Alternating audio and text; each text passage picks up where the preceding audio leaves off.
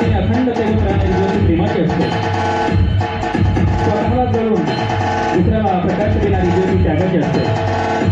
अज्ञानाचा तेज पसरवणारी ज्योती प्रकाशाची असते आणि निराशेचा मनामध्ये आशेचा किरण पोहोचवणारी ज्योती प्रकाशाची तेगाची असते. About how the success can be grabbed, and the live example is in front of us, so no need to speak much about him. He himself is a great personality, and now all the students especially know him very well, Dr. Prasanna R. Lord. So I heartily welcome you, sir, for this today's program. It always gives me an immense pleasure whenever I introduce myself as the proud principal of Nyaneshwar Public School. Now the question arises, why am I so proud of this post? Why am I so proud to be the principal of this school? Well, you will get this answer soon as we move forward with my speech. No empire is built in overnight. True. I guess everybody is agreeing with me, right? Especially my students. And yeah, this is true. We have started our humble journey in 2017 with a very few staff, few students, and a small building. And it was the time to come with a bang with CBSE affiliation, and we have received that. And proudly we have announced that we have got the CBSE affiliation, and we are the CBSE affiliated school that time. So the journey has started slowly, steadily, and we never look back. And then this is the day today in front of you all. Today, we are known as the best institution for education in this city, and really it's a proud thing for us. And Ms. Avishka Rao has achieved 14th international rank. Really proud, right? So claps should be there for them. Last but not the least, recently we have won under 14 and under 17 football mini championship of state level, again under the able guidance of my sports coach, Mr. Sohail sir. Talking about celebrations, you all know very well. My parents know that every time, Women's Day, Dandiya Eves, Garba nights, me and mom competitions, family drama, what not. We have lot many competitions every time. We celebrate Maths Day, Science Day, Green Day. There are plantation drives to make you alert, to make our students alert about environment. And they are really environment friendly. And you can see the proof of it in our campus. When we talk about academic excellence of my school is outstanding. My students, since 3 consecutive years in CBSE 10th board exam, are giving 100% pass results. Not only that, the first batch of 2017 has given us the 2 scholars of first batch, which are Ms. Roshni and Mr. Siddhant, those who have scored 99.8%, and they stood not only first in city but in the whole Beed district. The same record was broken by my another student. Just now you know that 10th first term result has out, and one of my students, Ms. Shreya Pawar, she has stood first with 100% score. So this is what the academic excellence is. Do I need to say something more about DPS? I don't think so. So the respected judges, my honorable directors, and today's guest of honor, Mr. Prasanna Lord sir, we are really lucky to have you all here and arrange this beautiful educational program for my students of 7 to 10 as well as the students of Uma Kiran Sankuul, those who are here.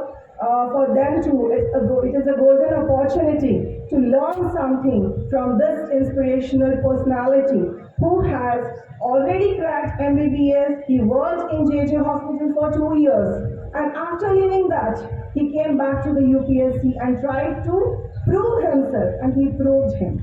So this shows that there is no full stop after anything. the sentence can continue, the future can be continued, and you can achieve whatever you want if you have that determination. So hats off to you, President Milord sir, and all the best for your future endeavors. Thank you so much. Have a great evening, everyone. सन्माननीय डायस, ज्यांची आज शब्द ऐकण्यासाठी, ज्यांचं मार्गदर्शन घेण्यासाठी आलेले आहात, असे UPSC क्रॅक करणारे आमचे विद्यार्थी प्रसन्ना लोक, या शाळेच्या प्रिन्सिपल अरोरा मॅम, त्याचबरोबर आमचे सहकारी ज्ञानेश्वर पब्लिक स्कूलचे डायरेक्टर अर्जुन भोसले सर, या शाळेचे सचिव प्राध्यापक विजय पवार,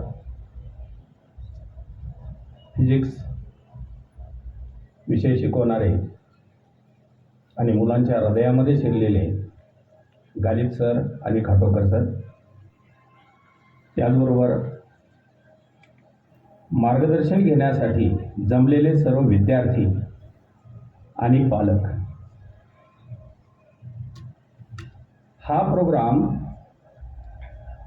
आपण घ्यावं आणि कशासाठी घ्यावं, तर हा जेव्हा प्रश्न इथे ठिकाणी आमच्या समोर आला की मुलांना पेटवलं की पेटतंय, हे आम्ही खूप दिवसापासून जाणून आहोत. कदाचित बरेचसे विद्यार्थी त्या ठिकाणी आणि पालकही विचार करत असतील की दररोज आम्हाला आता रविवारची परीक्षा जवळ आलेली आहे, आम्हाला अभ्यास करायचा आहे, आम्हाला रिव्हिजन द्यायची आहे, मग प्रोग्रामला गेल्याच्या नंतर आमचा वेळ जाईल किंवा मला प्रिपरेशनसाठी वेळ कमी पडेल, असं वाटणं साहजिक आहे. पण मित्रांनो, जेव्हा आपण अभ्यास करतो ना, अभ्यास करत असताना केवळ अभ्यास करणं हे महत्त्वाचं नसतं. कारण जी गोष्ट इथे ठिकाणी कमी वेळेमध्ये आपल्याला जर समजा करायची असेल, त्या गोष्टीसाठी आपल्याला मोटिवेशन असणं खूप गरजेचं आहे. आणि या मोटिवेशन घेण्यासाठी एक रिप्रेझेंटेटिव्ह आणि त्याचबरोबर उत्कृष्ट ज्यांनी संघर्ष केलेला आहे असाच आमचा विद्यार्थी प्रसन्नाला इथे ठिकाणी आम्ही बोलायचं ठरवलं.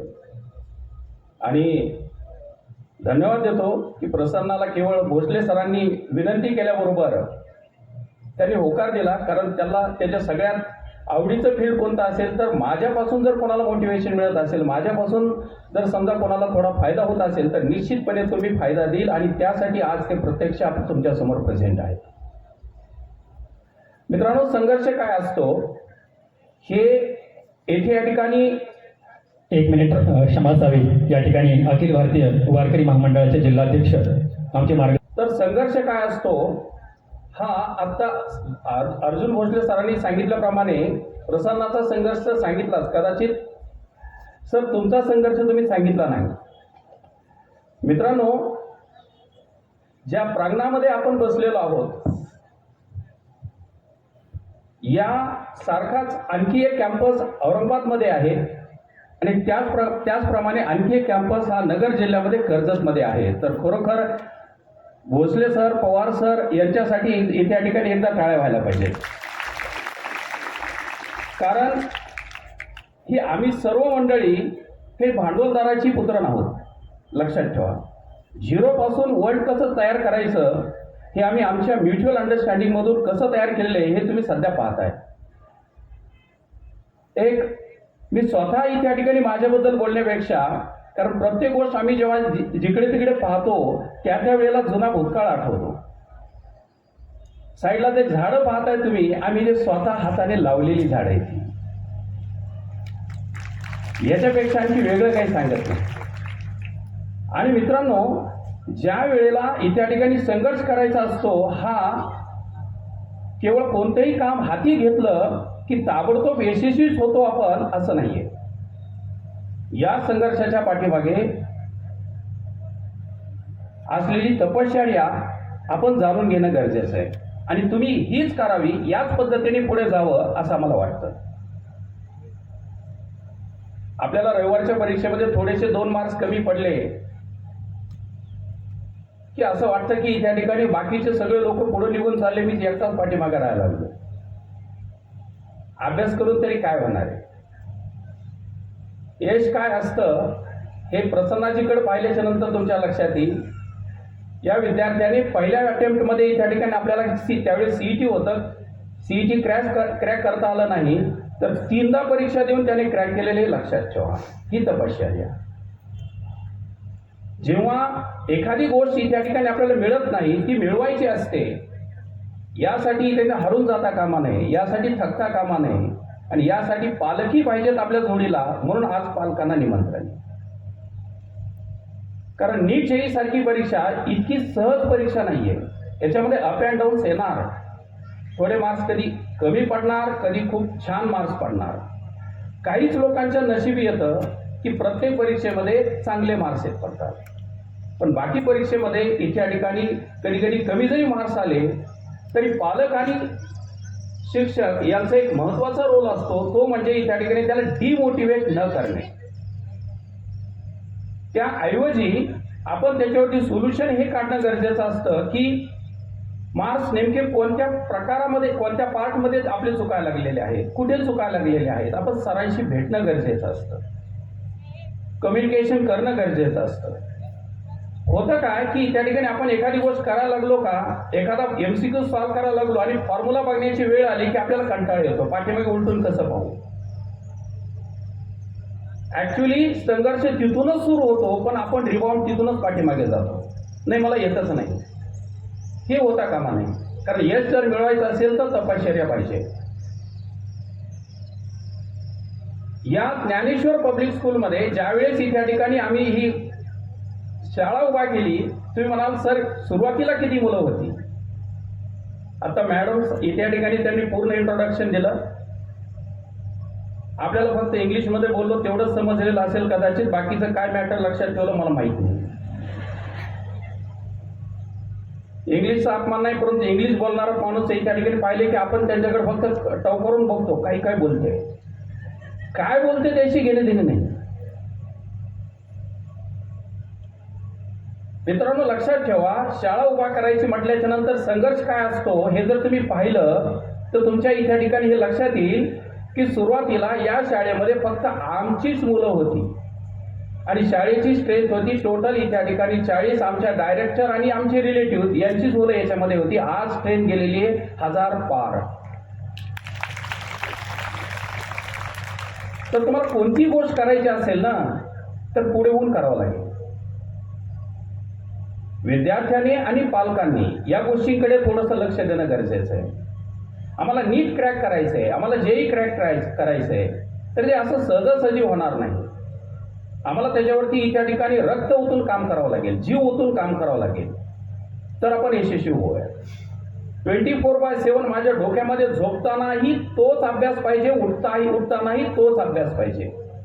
मी प्रत्येक वेळेला जो विचार करेल तो विचार इथ्या ठिकाणी माझा असा पाहिजे की इथ्या ठिकाणी जसा आता पाठीमागच्या रिझल्टमध्ये एम्सला ज्या विद्यार्थ्यांनी ऍडमिशन घेतलेलं आहे सयाजी काशी, या विद्यार्थ्याने इथ्या ठिकाणी प्रत्येक वेळेला, कारण त्यावेळेस तर लॉकडाऊन होतं, ज्या ज्या वेळेला मार्क्स इथ्या ठिकाणी आम्ही लिस्ट पाहायचो त्यावेळेस इथ्या ठिकाणी हा कॅन्डिडेट टॉप असायचा. पण टू द ग्राउंड एक जरी क्वेश्चन इथ्या ठिकाणी चुकलेला असेल तरी त्या ठिकाणी लागली सांगायचा की सर माझा हा क्वेश्चन मला आता येतोय पण का चुकलेला असेल मला एवढं सांगा. ही अटॅचमेंट तुमची शिक्षकांप्रती असायला पाहिजे, तर रिझल्ट डेफिनेट येतो. आणि म्हणून इथ्या ठिकाणी मला असं वाटतं की विद्यार्थी आणि पालक यांनी इथ्या ठिकाणी कुठल्याही प्रकारे हार न मानता, त्याचबरोबर इथ्या ठिकाणी कुठलेही डिसअपॉइंटिंग मनामध्ये सिच्युएशन न ठेवता जर प्रयत्न केला तर मला असं वाटतं आपण यशस्वी होतो. त्यामुळे जादा वेळ घेण्यापेक्षा मी एवढंच तुम्हाला सांगेन की जर इथ्या ठिकाणी आपल्याला यशस्वी व्हायचं असेल तर मित्रांनो, तर केवळ एका परीक्षेमध्ये यश मिळून चालणार नाही, किंवा एका परीक्षेमध्ये आपण अपयशी झाल्याने इथ्या ठिकाणी आपल्या हातातून वेळ निघून गेलेला नसतो. वेळ भरपूर असतो, तो आपल्याला वापरायचा असतो. आणि हे वापरण्यासाठी इथ्या ठिकाणी कसं काय करावं, कशा प्रकारे अभ्यास करावा या संदर्भात इथ्या ठिकाणी आजचे चीफ गेस्ट इथ्या ठिकाणी बोलतील. आणि इथ्या ठिकाणी त्यावेळेस आमच्या जुन्या आठवणी चालता चालता इथ्या ठिकाणी प्रसन्नाने सांगितल्या की सर तुमच्या हर परीक्षेमध्ये मला प्रत्येक वेळेला 49 मार्क्स यायचे आणि फायनल एक्झामलाही मला 49च मार्क्स आलेले आहेत आणि म्हणून मी त्या ठिकाणी आज यशस्वी झालेलो आहे. अपेक्षा धरूयात आपणही याच प्रकारे दैदिप्यमान यश संपादन करताल आणि अभिमान याचा इथे आनंद आणि अभिमान एवढा वाटतो की आमचाच एक विद्यार्थी इतक्या उच्च पदावरती गेल्याच्या नंतर जेव्हा समोरून आमच्या समोर बोलतोय त्यावेळेस तरी खूप मोठा आनंद होतो आणि तो आनंद आज आम्हाला पाहायचा आहे. तर मला असं वाटतं मी जास्त वेळ न घेता त्या ठिकाणी आपल्या स्पेशल वक्त्यांचंही त्या भाषण त्या ठिकाणी आपण ऐकूयात आणि तो आनंद आम्ही घेऊयात. धन्यवाद. धन्यवाद सर. अतिशय उत्कृष्ट असं आपलंही मार्गदर्शन या ठिकाणी केलेलं आहे. 1 लाख सॅलरी असताना आणि क्लास 1ची पोस्ट असताना त्याला लाथ मारून UPSC एक्झाम आपल्याला सर करायची हा विचार डोक्यात घेऊन हा तरुण एक ध्येयवेडा तरुण मुंबई सोडतो आणि दिल्लीला जातो. UPSC तयारी 17 मध्ये सुरू करतो. बघा अडचण काय होती. खरं तर सोशल सर्व्हिस करताना ज्या येणाऱ्या अडचणी आहेत ती मला वाटतं मेजर त्यातली अडचण होती. दिल्लीला UPSC करणं आत्ताच मी रिझल्टविषयी सांगितलं 0.07% ज्या एक्झामचा रिझल्ट आहे मला वाटतं ही एक्झाम सर करायची हा विचार डोक्यात येणं आणि तिच्या ताकदीन तिथं उतरणं. कारण या एक्झाममध्ये सक्सेसपेक्षा जास्त फेल्युअर जास्त आहे आणि अशा अवस्थेमध्ये हे टफ फाईट देणं आणि यश मिळवणं मला वाटतं हे खूप बीडसाठी खूप आणि आम्ही हे एज्युकेटर सर्व यांच्यासाठी प्रेस्टिजियस गोष्ट आहे, खूप सन्मानाची गोष्ट आहे. UPSC करत असतानाचे फक्त 2 अनुभव सांगतो मी प्रसन्नाचे. प्रसन्नाने सांगितलं त्या दिल्लीला लायब्ररीत जात असताना सकाळी जाणारा पहिला कॅन्डिडेट मीच असायचो आणि लायब्ररीतून सर्वात शेवटी येणारा कॅन्डिडेट पण मीच असायचो. मला विद्यार्थ्यांना सांगायचं यातून यश कुणाला भेटतं. 16 तास बसण्याची प्रसन्नाने सांगितलं पायाला सूज येत होती. एवढ्या लायब्ररीत खुर्चीवर बसल्यानंतर पाय खाली सोडत मेडिकल सायन्सचा स्टुडंट असून सुद्धा पायावर सूज घेऊन अभ्यास केलेला आहे. मला वाटतं सरस्वतीला प्रसन्न करून घ्यायचं असेल तर प्रसन्नासारखी तपश्चर्या करावी लागेल. विद्यार्थ्यांनी मला वाटतं ही गोष्ट सर्वांनी लक्षात ठेवणं आवश्यक आहे. दुसरा किस्सा परीक्षेचा सांगितला. UPSCची मेन एक्झाम होती. सकाळी 9 ते 12 पेपर झाला. 2 ते 5 पुन्हा दुसरा पेपर होता आणि मधला गॅप होता. रात्री 2-2:30 वाजेपर्यंत अभ्यास केलेला. दुसऱ्या दिवशी सकाळी पेपर लिहिला आहे. आणखी एक पेपर द्यायचा आहे पण थोडं कम्फर्ट वाटत नव्हतं. सर्वांनी एक्झाम्पल नीट ऐका. द हिंदू जवळ पेपर होता. असं जो समोरून रोड आहे गेटच्या बाहेर गेले. त्या फुटपाथवर पेपर टाकला आणि तिथं झोपलं. 10 मिनिट 15 मिनिटाची रेस्ट केली. मला वाटतं बघा UPSCचा विद्यार्थी परीक्षा देतोय मेन एक्झाम तिथं लाजले नाहीत ते. कारण बॉडीला गरजेचं काय होतं थोडा कम्फर्ट थोडा रिलॅक्स गरजेचं होतं कारण रात्री जागरण जास्त होतं. पण मी UPSCचा विद्यार्थी परीक्षा देतोय फायनल. कारण मला पुढचा पेपर जर अजून ताकदीने लिहायचा असेल तर मला आणखी थोडंसं जरा कम्फर्ट झोनमध्ये जावं लागेल. आणि त्या ठिकाणी म्हणजे त्या ठिकाणी स्लीप घेण्याचं कारण काय होतं प्रसन्न सांगितलं. बाकीचे त्यांचे पॅरेंट्स आले गाडी AC लावली AC मध्ये बसलेत मुलं. प्रसन्न उन्हामध्ये फुटपाथवर द हिंदू खाली पेपर टाकून त्या ठिकाणी थोडी रेस्ट केली आणि बॉडीला कम्फर्ट बनवलं. मला सांगा तिथं जर लाजला असता किंवा तर बॉडी अजून डिस्कम्फर्ट होत गेली असती. बॉडीला कम्फर्ट आवश्यक होता. 10-15 मिनिटाची रेस्ट घेणं आवश्यक होतं. ती घेतली. तसा बिहारचा एक त्यांचा मित्र होता त्याला सांगितलं होतं मला 10-15 मिनिटात उठवायचं. त्याने 26 मिनिटं उठवलंच नाही. का तर इतका छान झोपलाय म्हणजे तुला आता तर मला उठवच नाही वाटलं. बघा एक ज्याचे ब्रेन सारखे असतात ना ते निश्चित आपल्या सहकार्याची एवढी काळजी करतात. आणि प्रसन्न दुसरं उदाहरण सांगितलं आणखी त्या 2100 मुलं होते सेंटरवर परीक्षा द्यायला. त्यातून फक्त 2च सिलेक्ट झाले होते. तो म्हणजे त्याच्याबरोबरच जो फुटपाथवर तिथं परीक्षा सेंटरमध्ये झोपलेला तो बिहारचा एक मुलगा आणि प्रसन्न. मला सांगायचं काय फुटपाथवर झोपला हे नाही सांगायचं. त्याच्यात या स्टुडंटच्या किंवा यशस्वी व्यक्तीच्या अंगामध्ये कोणते गुण असतात. नाही तर काय अजून थोडं एखाद्या ठिकाणी जाऊन हॉटेल असेल काय असेल त्या ठिकाणी जाऊन रेस्ट. पण जो वेळ जाणार होता तेवढ्या वेळात तर रेस्ट घेतली. याला म्हणतात इंटेलिजन्स. आता मी वाटतं जास्त वेळ घ्यायला लागलोय परंतु प्रसन्न आपल्याशी डायलॉग करणार आहे की तुम्हाला जर तुमच्या आयुष्यामध्ये सुपर बनायचं असेल तर कोणत्या क्वालिटीज डेव्हलप करायला हव्यात तुम्ही. तर असं हे डायनॅमिक पर्सनॅलिटी मला वाटतं हे बीडचं नव्हे तर महाराष्ट्राचं भूषण आहे. आत्ता जिथं सिलेक्शन झालेलं आहे या ठिकाणी हे सांगत होते ज्याच्यावर सध्या रिसर्च सुरू आहे त्यांचा, ते जर झालं तर काही लाख करोड भारताचे वाचणारे फक्त एका अधिकाऱ्याच्या एका डिसिजनवर. सुपर क्लास म्हणून जेव्हा आता भारताच्या प्रशासनामध्ये काम करतायत, या अधिकाऱ्यांना किती पॉवर असतात. देशाची एवढी इकॉनॉमी, एवढं रेव्हेन्यू देशाला जनरेशन करण्यासाठी या अधिकाऱ्यांची मदत होते. तर असे इंटेलिजंट प्रशासकीय अधिकारी हे असेच अजून भारतामध्ये निर्माण होणं आवश्यक आहे. आणि म्हणून मला वाटतं हे एज्युकेशनल कार्यक्रम असे जे घेतले जात आहेत, खऱ्या अर्थाने मला वाटतं आपण याचं चीज झालं, सार्थक झालं असं म्हणता येईल. मी विद्यार्थ्यांना एक 2 मिनिटं हितगुज करेल. स्टडी करत असताना आपल्याला पाहिजे असतं यश, आपल्याला पाहिजे असतं मार्क, पण नेमकं तेच येत नाही. आणि यावेळेस मग जो संघर्ष उरतो, या संघर्षामध्ये पालकांची भूमिका असते महत्वाची. पालकांच्या मुद्द्याकडे भूमिका. पहिला सर्वात महत्वाचा आहे फिटनेस. प्रसन्न आत्ता सांगितलं की 15-16 तास बसायचं असेल तर आपली पण मुलं फिट असणं आवश्यक आहे. म्हणून सकाळी अर्धा तास त्यांचा रोजचा एक त्यांच्या शेड्यूलमधला पार्ट असला पाहिजे. कारण पुढे त्यांना आत्ताही 10-10, 11-11 तास क्लासच्या व्यतिरिक्त अभ्यास करणं आवश्यक आहे. 3+3+3 ॲटलिस्ट 3-3 तास घरी जर मुलांनी दिले तर 100% त्यांच्या क्षमता विकसित होतील. तेवढा सराव करणं आवश्यक आहे. बघा, ब्रेन हा एक ट्रेनेबल ऑर्गन आहे. तुम्ही जशी ट्रेनिंग द्याल त्या प्रकारचं ट्रेनिंग घेतो. कुठलीही गोष्ट प्राप्त करत असताना तुम्ही जर एखादा प्रश्न मुलांना विचारला की तुला समजतंय का, तर 100% सरळ समजतंय. अडचण कुठे आहे? सराव करण्यामध्ये अँड ॲप्लिकेशन ऑफ नॉलेज. तर पालकांनी हा मुद्दा मला वाटतं आणि विद्यार्थ्यांनी पण लक्षात घेणं आवश्यक आहे. आपल्या मुलाला अजून सुपिरियर बनवायचं असेल तर खूप खूप सराव सराव सराव सराव. सक्सेसचं दुसरं नाव आहे सराव. त्यासाठी मी सांगतोय फिटनेस आवश्यक आहे. फिजिकल फिटनेस आणि मेंटल फिटनेस. दुसरा आम्हाला अडचण येते बघा, या फिटनेसचं तुम्हाला उदाहरण सांगतो. जे मुलं खूप 10-10 तास बसत आहेत, या मुलांनी यावर्षी 660 मार्क घेऊन या एम्स सारख्या प्रतिष्ठित कॉलेजमध्ये प्रवेश मिळालेला आहे. आणि आत्ताची सध्याची चालू गोष्ट सांगतो, 700 मार्क क्रॉस करून मुलं पुढे जात आहेत आउट ऑफ 720. मला वाटतं हे बदलतं भीड आहे. तर हा या ठिकाणी असणाऱ्या सर्व पालकांसाठीचा कॉन्फिडन्स आहे. आता फक्त टॉपच नाही तर सेकंड ग्रेडमधलं सुद्धा 1-2 ओळी सांगतो त्याविषयी. जे मुलं 200, 250, 150 मार्कावर आहेत, या मुलांना अपडेट करण्याचं काम उमाकिरण संकुल आणि या DPS मधून होत आहे. कारण ज्याला 200 मार्क पडत नव्हते अशा मुलांचं ॲव्हरेज आम्ही आता 550-600 पर्यंत गेलेलं बघतोय.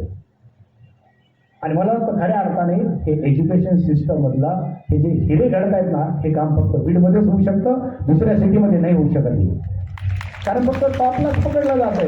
इथं टॉपला तर आम्ही गाईड करतोय, त्याचबरोबर मुलांच्या डेव्हलपमेंटसाठी सुद्धा तेवढंच आम्ही पण मेहनत घेतोय.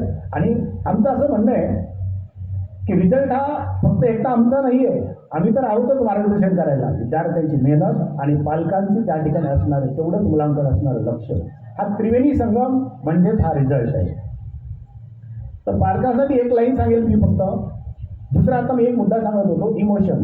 बघा, अडचण काय येते, मुलं खूप मेहनत घेत आहेत, पण जेव्हा कमी मार्क येतात ना, हे फेस करताना मुलांना अडचण येत आहे. मला वाटतं विनर बनायचं असेल आणि एक चांगला सक्सेसफुल इंडियन बनायचं असेल तर लाईफमधले चॅलेंजेस फेस करायला आपण मुलांना अजून शिकवणं आवश्यक आहे. कारण यांनी कधी या डाऊन गोष्टी बघितलेल्या नाहीत मुलांनी.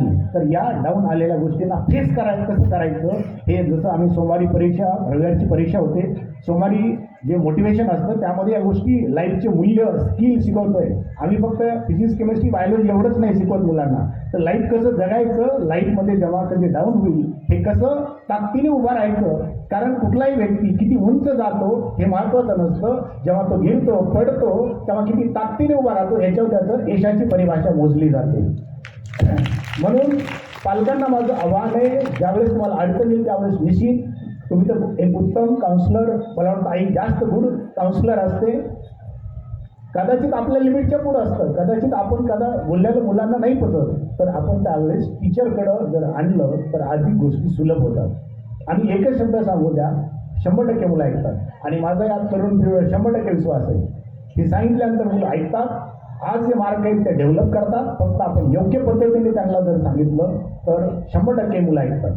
100%. आज ज्याही स्टेजला आहे त्या स्टेजहून पुढच्या स्टेजला जायचं असेल तर आपण एकत्र जर अजून पालकांचा त्यामध्ये सहभाग असेल तर 100% आपण बीडमधून खूप चांगल्या प्रकारचे असे डॉक्टर, इंजिनियर आणि प्रशासकीय सेवेमध्ये अधिकारी बीडमधून पाठवू शकतो. आणि बीडला आणि आपल्या देशाला निश्चित यातून खूप मोठा फायदा होईल. आणि आपण आपल्या मुलांना चांगलं जर घडवलं तर मला वाटतं ही खरी आपली भारतासाठीची देशसेवा आहे. आपल्या मुलांना चांगलं घडवणं म्हणजे एक घर सुधारलं तर जवळपास ते 10-12 फॅमिलीज आपल्या रिलेशनमधल्या आहेत. आणि आता जसं प्रसादने सांगितलं की एक निर्णय काही करोड रुपये देशाचे वाचवू शकतो, तसं जर आपण आपल्या मुलाला चांगलं घडवू शकलो तर मला वाटतं ही आपली देशसेवा आहे असं मी समजतो. तर भारताला अजून पुढच्या स्टेपला नेण्यासाठी निश्चित प्रत्येकाने आपल्या मुलांकडे आज जर लक्ष दिलं तर मला वाटतं काही येणाऱ्या पुढच्या ह्याच्यामध्ये भारत, आपण जे स्वप्न पाहतो भारत महासत्ता बनेल, तर 100% भारत महासत्ता बनल्याशिवाय राहणार नाही. मला वाटतं माझं थोडं भाषण मी जास्त लांबवत चाललेलं आहे तर आता समाप्त करतोय. मी एक आमच्या इन्स्टिट्यूटशी सांगेन, Ram sir, Pawar sir, Khatavkar sir, Ghalib sir, आमचे काय विशेष असेल तर आमची अंडरस्टँडिंग खूप चांगली आहे. आमचा एकमेकावर खूप चांगला विश्वास आहे. आणि म्हणून अशा वेगवेगळ्या एज्युकेशनल इन्स्टिट्यूट आम्हाला उभ्या करता आल्या. आणि मला सांग, याच्यापेक्षा जगात दुसरं चांगलं कामच कुठलं वाटत नाही. जेव्हा एखादा पॉईंट आम्ही चांगला मुलांना समजून सांगतो, मुलांना समजतो, कायम लक्षात राहतो, की मुलं टाळ्या वाजवतात, हा आनंद शिक्षकाला मिळू शकतो. तर हे आमचं गुण कम्युनिकेशन म्हणा, विचारातली संगती म्हणा, ही आज बीडकरांसाठी एक पर्वणी ठरते. आपण निश्चित त्याचा एन्जॉय करतायत. माझं थोडं लांबलेलं भाषण मी आटोपतं घेतो. मला जास्त वेळ तुम्ही ऐकून घेतलं त्याबद्दल क्षमस्व होतो आणि माझी रजा घेतो. थँक्यू. एक 10 लाख विद्यार्थी बसलेले होते, त्यातून 700 स्टुडंट सिलेक्ट झाले. अशा प्रेस्टिजियस एक्झाम पास करणारं, उत्कृष्ट डॉक्टर असणारे, एक कुशल प्रशासक, good sport person, good leader, त्यांच्याविषयी आता मी बोलणारच आहे. आणि मला एक गुरु म्हणून मी जे माझ्या शिष्य यांच्याकडे जे बघतोय ते गुड ह्युमन बिईंग म्हणून असे प्रसन्ना लोध साहेब, तसेच माझे सहकारी दमदार व्यक्तिमत्व रामसर, खऱ्या अर्थाने महाराष्ट्राच्या कोचिंग इंडस्ट्रीला दिशा देणारं नेतृत्व माझे मित्र पवार सर, तसेच पवार सर आता फक्त महाराष्ट्राचेच नव्हे तर भारताची जी CFI जी कोचिंग फेडरेशन आहे, कोचिंग फेडरेशन ऑफ इंडिया, याचंही उपाध्यक्ष म्हणून काम पाहत आहेत. खऱ्या अर्थाने बीड हे महाराष्ट्राला नव्हे तर आता देशाला दिशा देण्याचं काम करत आहेत. त्याचप्रमाणे आदरणीय गालिब सर, खटावकर सर, या इन्स्टिट्यूटच्या हेड रश्मी अरोरा, दुसरे डायरेक्टर भोसले मॅडम, या शाळेतील सर्व शिल्पकार, स्टाफ, खऱ्या अर्थाने या स्टुडंटला सेफ देण्याचं काम करणारे व्यक्तिमत्व, सर्व पालक आपल्या मुलाला डेव्हलप करण्यासाठी अहोरात्र मेहनत घेत आहेत. विशेषतः या साईडला उल्लेख करेल मी, जसं मातृत्वाची आपण भूमिका निभावली तसंच पहिलं गुरुत्व पार करणाऱ्या सर्व आई, वडील आणि ती उमलणारी फुलं. आज अत्यंत आनंदाचा क्षण आहे. आपला एक विद्यार्थी 80 शिखरावर पोहोचतोय. खरंच नाव जसं प्रसन्न आहे तसं व्यक्तिमत्व पण प्रसन्न आहे. कारण चांगले विद्यार्थी, मला वाटतं हे करणं ते गुरुचं पण त्याला भाग्य लागतं. गुरु तर आपल्या परीने प्रयत्न करत असतात, पण जेव्हा आपले शिष्य चांगले बनतात, 80 शिखरावर जातात, तेव्हा सर्वात जास्त आनंद आई वडिलांनंतर कोणाला होता असेल तर तो म्हणजे गुरुला. मी प्रसन्नाविषयी थोडंसं सांगेल. जेव्हा नीट एक्झामच्या अगोदर CET एक्झाम असायची आणि या CET एक्झाममध्ये 200 मार्काची एक्झाम होती. त्या एक्झाममध्ये 188 मार्क मिळवून त्यामध्ये बायोलॉजीचे 98, राम सरांचं केमिस्ट्रीचं 49 आणि सरांच्या फिजिक्सचं 41, त्या असं 188चं या ज्ञानाची शिदोरी घेऊन मुंबईमध्ये प्रवेश केला आणि मुंबईमधील prestigious grand medical college Mumbai अर्थात संलग्नित JJ हॉस्पिटल या ठिकाणी MBBSचे शिक्षण पूर्ण केलं. MBBSचे शिक्षण पूर्ण करत असताना चा एक छोटा अनुभव सांगतो मी, माझ्याबरोबर जो प्रसादने शेअर केला होता त्यावेळेस.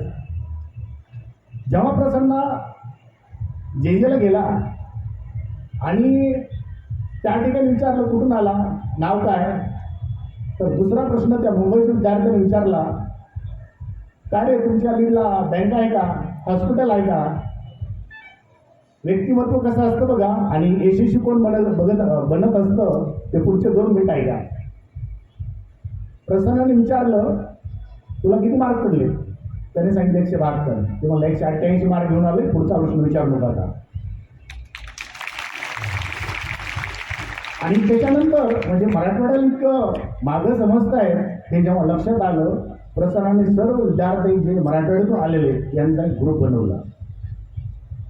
आणि मला ते व्यक्तिमत्व सांगायला निश्चित आवडतं, जे लिडरशिप क्वालिटी मी सुरुवातीला जो उल्लेख केला, तर या मुलांचा ग्रुप करून पहिला क्लास रिप्रेझेंटेटिव्ह, नंतर त्या कॉलेजचा GS जनरल सेक्रेटरी म्हणून इलेक्ट झाले.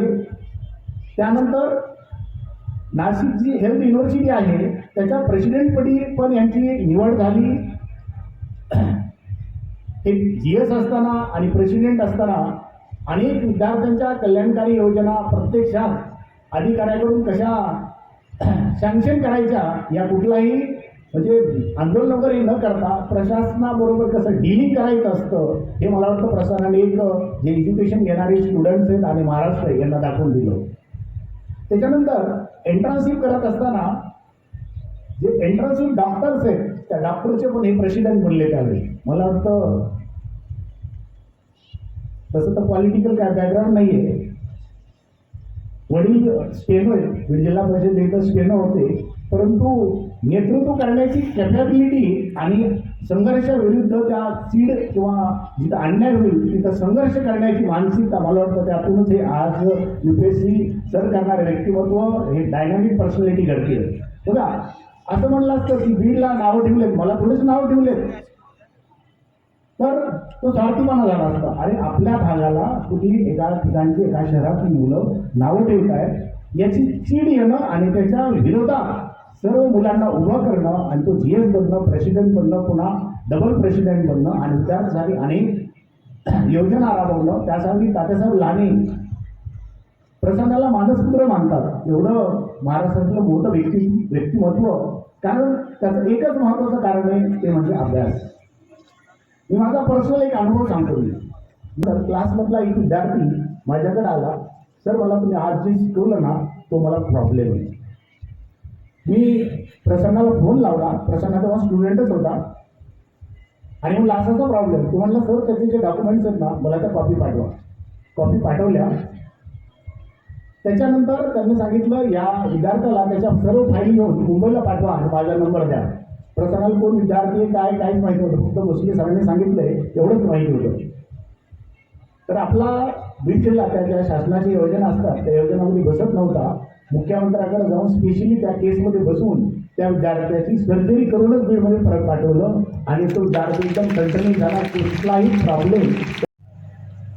खरं तर फार अभिमानाचा क्षण आहे माझ्यासाठी की जे माझे गुरुवर्य सगळेजण आज त्यांनी मला बोलवलं, माझ्या हस्ते दीप प्रज्वलन झालं, छत्रपती शिवाजी महाराजांना हे पुष्पहार घातला. हे खूप माझ्यासाठी अभिमानाची गोष्ट आहे खरं तर. तर व्यासपीठावर आदरणीय भोसले सर, आदरणीय पवार सर, आदरणीय राम सर, आदरणीय गालिब सर, आदरणीय Kakodkar sir, Arora madam, Bhosale madam, तुम्ही सगळ्यांनी मला इथं बोलवलं आणि बोलण्याची आज संधी दिली आहे.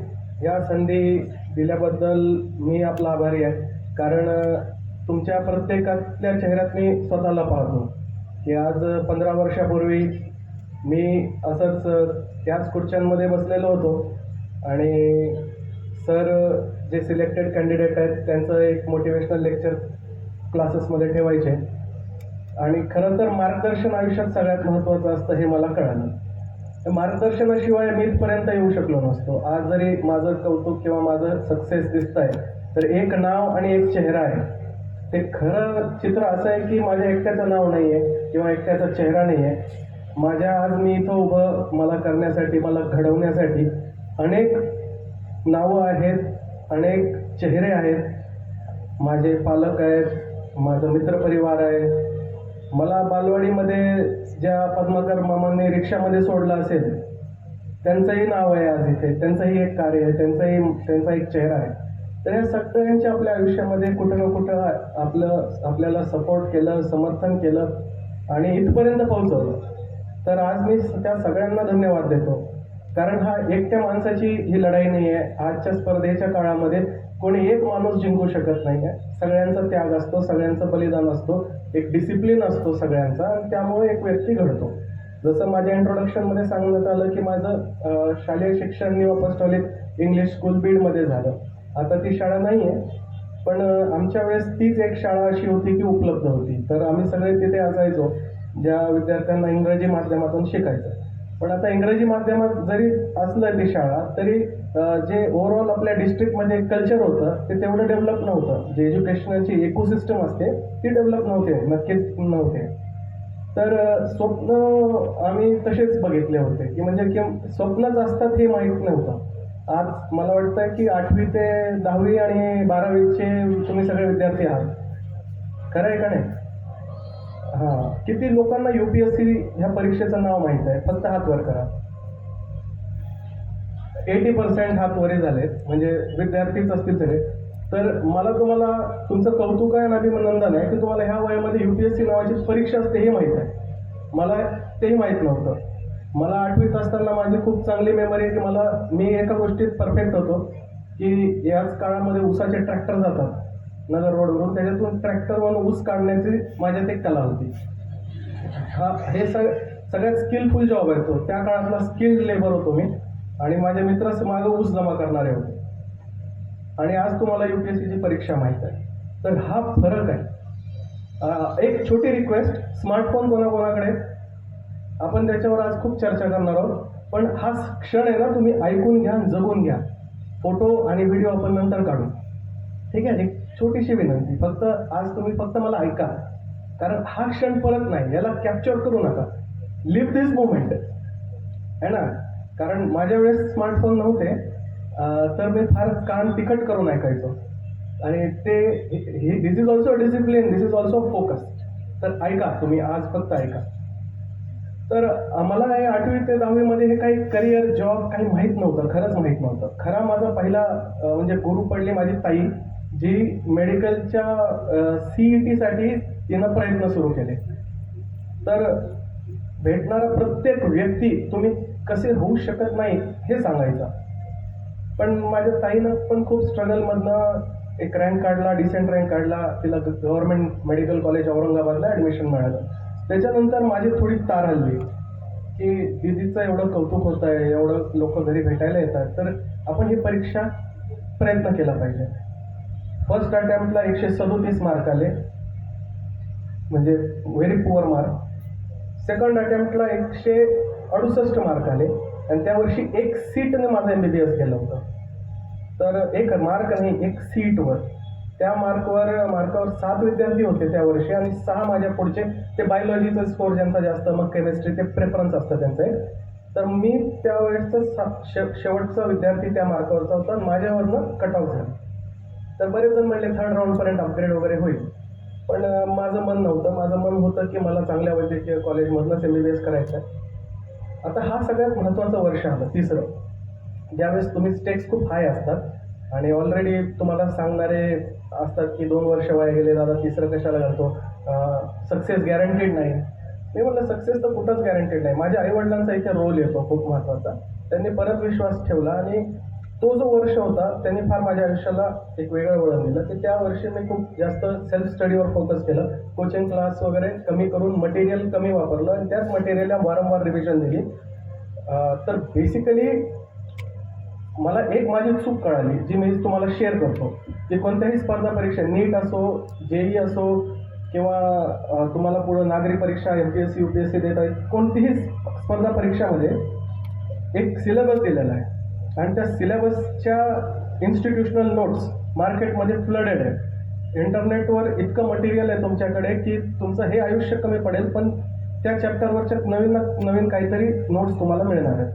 तर ते तुम्ही वाचू शकत नाही आणि ते अपेक्षितही नाही. तो डिफाईन्ड सिलेबस आहे आणि त्याच्या नोट्स आहेत, तर तुम्ही ते वाचता, आपण ते सगळं वाचतो. But that is just 50% of your preparation. ती प्रिपरेशनची 50%च आहेत फक्त. उर्वरित 50% ॲप्लिकेशन ऑफ दॅट नॉलेज. जसं आत्ताच माझं आणि भोसले सरांची चर्चा होत होती की अ थिओरॉटिकली गुड सर्जन, ज्याने पुस्तकातनं खूप चांगली सर्जरी घेऊन गोल्ड मेडल घेतलं आहे, is no guarantee that he will perform a better surgery in operation theatre. की तो तितकाच व्यवहार चतुर असेल, स्ट्रीट स्मार्ट असेल किंवा ॲक्च्युअल तो सर्जरी परफॉर्म तेवढी चांगली करेल याची काही गॅरंटी नाही आहे. किंवा मी असे बघितलं की जे बॅकबेंचर होते माझ्याबरोबर मेडिकल कॉलेजमध्ये, they are today best practitioners, कारण त्यांच्याकडे एक लॅटरल थिंकिंग आहे. सो हेच ती तफावत आहे की आपण बायोलॉजी वाचतो, आपण केमिस्ट्री वाचतो, आपण फिजिक्स वाचतो. तर हे झालं 50%. Remaining is application of that knowledge.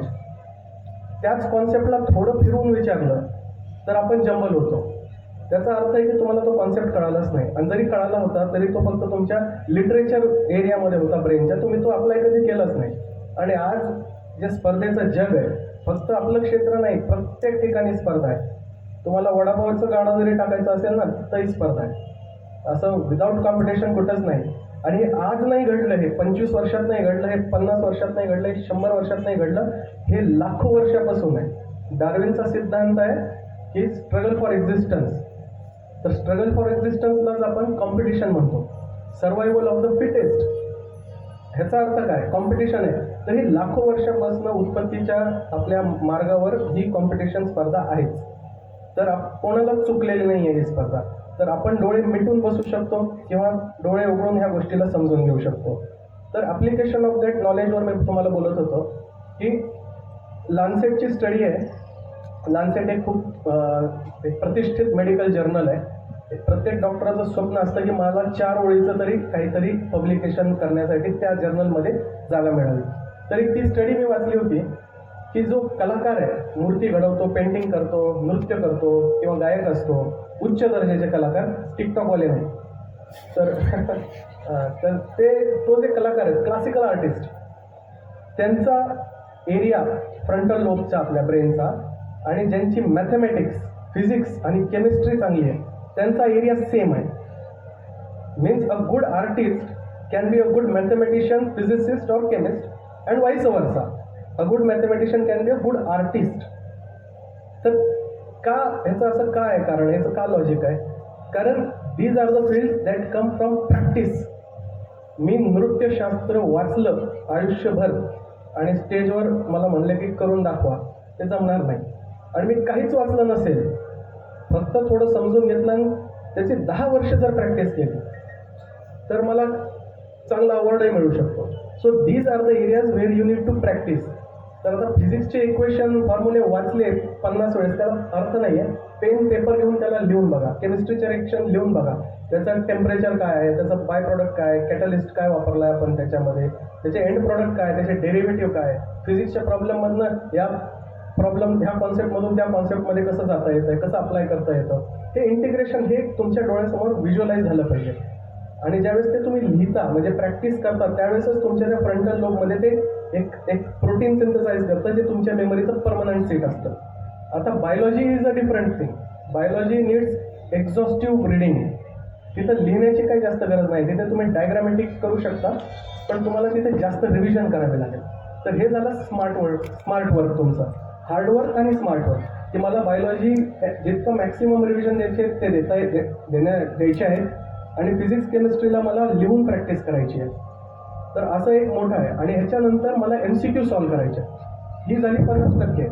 You have read something, you have consolidated some knowledge, now you need to apply it.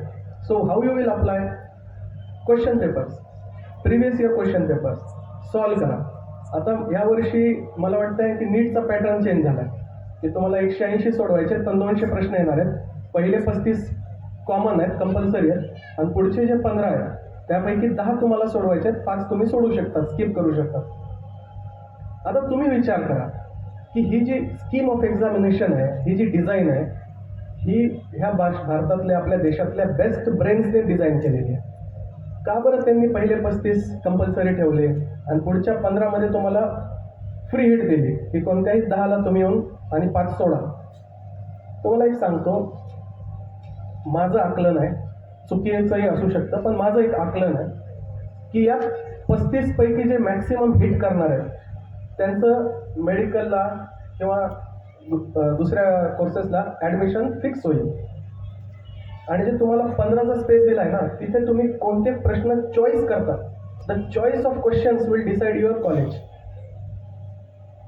आता इट्स लाईक की तुमच्या हातात पॉवर दिली त्यांनी, व्हिटो पॉवर, की ह्या 15 पैकी तुम्हाला 10 निवडायचे आहेत.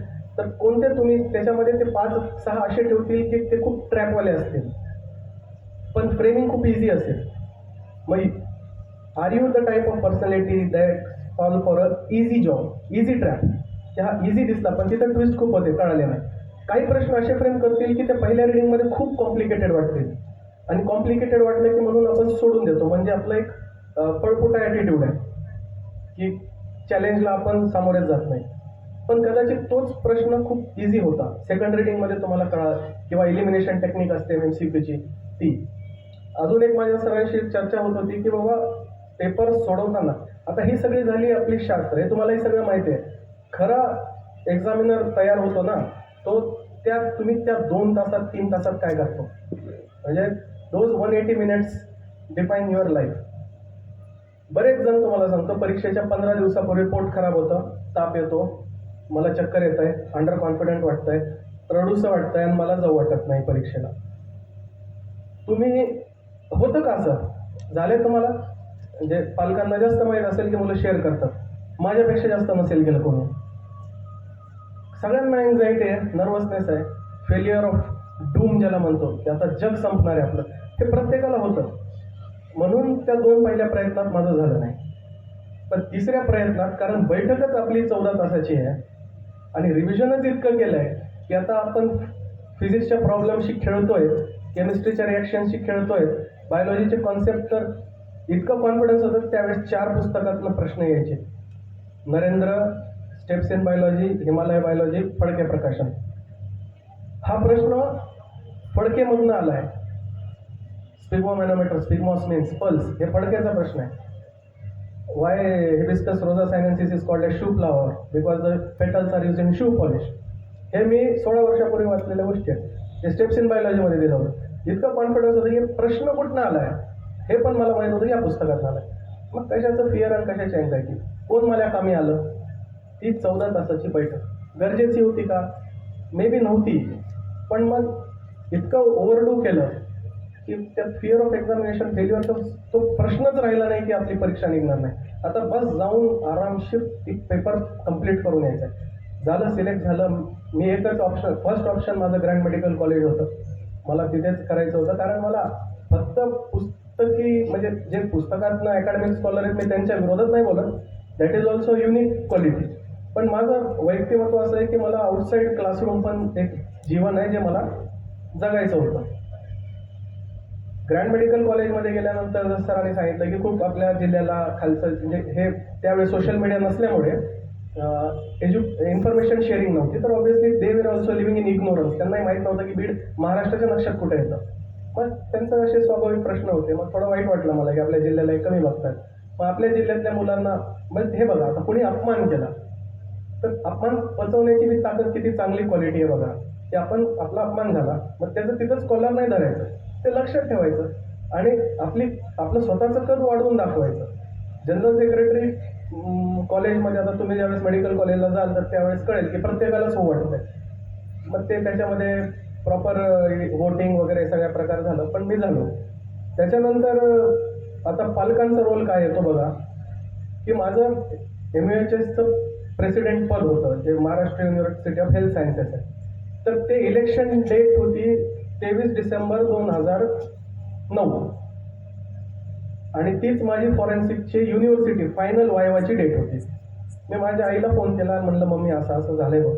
मम्मी म्हणली की ठीक आहे, मग काय करायचं, तुझं काय इच्छा आहे? मी म्हणलं तू सांग, आता मला कळत नाही, वायवा देऊ म्हणजे नाही दिला तर फेल होईल आणि दिला तर म्हणलं प्रेसिडेंटचे इलेक्शन, पण तिथंही गॅरंटी नाही की आपलं काय निकाल लागणारच आहे, आपली काय मेजॉरिटी येणारच आहे. पण त्यावेळेस असं झालं ना की मम्मी म्हणली की 6 महिन्यानंतर देता येईल का तुला पेपर? मी म्हणलं हो. तुला फेल होण्याची तयारी आहे का? म्हणलं हो. बरं तिथे जाऊन रिस्क आहे? म्हणलं हो. मग ती म्हणली मग विचार काय करायचं, जा म्हणे. पण ते आमचे फॉरेन्सिकचे HOD आहेत, ते फार म्हणजे लिबरल होते. त्यांनी त्यांचं डिस्क्रिप्शन वापरून माझं 1 दिवसाआधी वायवा घेतला, जा म्हणे. आणि गेलो आणि MUHSचे 21 वर्सेस 6 असं मेजॉरिटीनं माझं पूर्ण पॅनल आलं.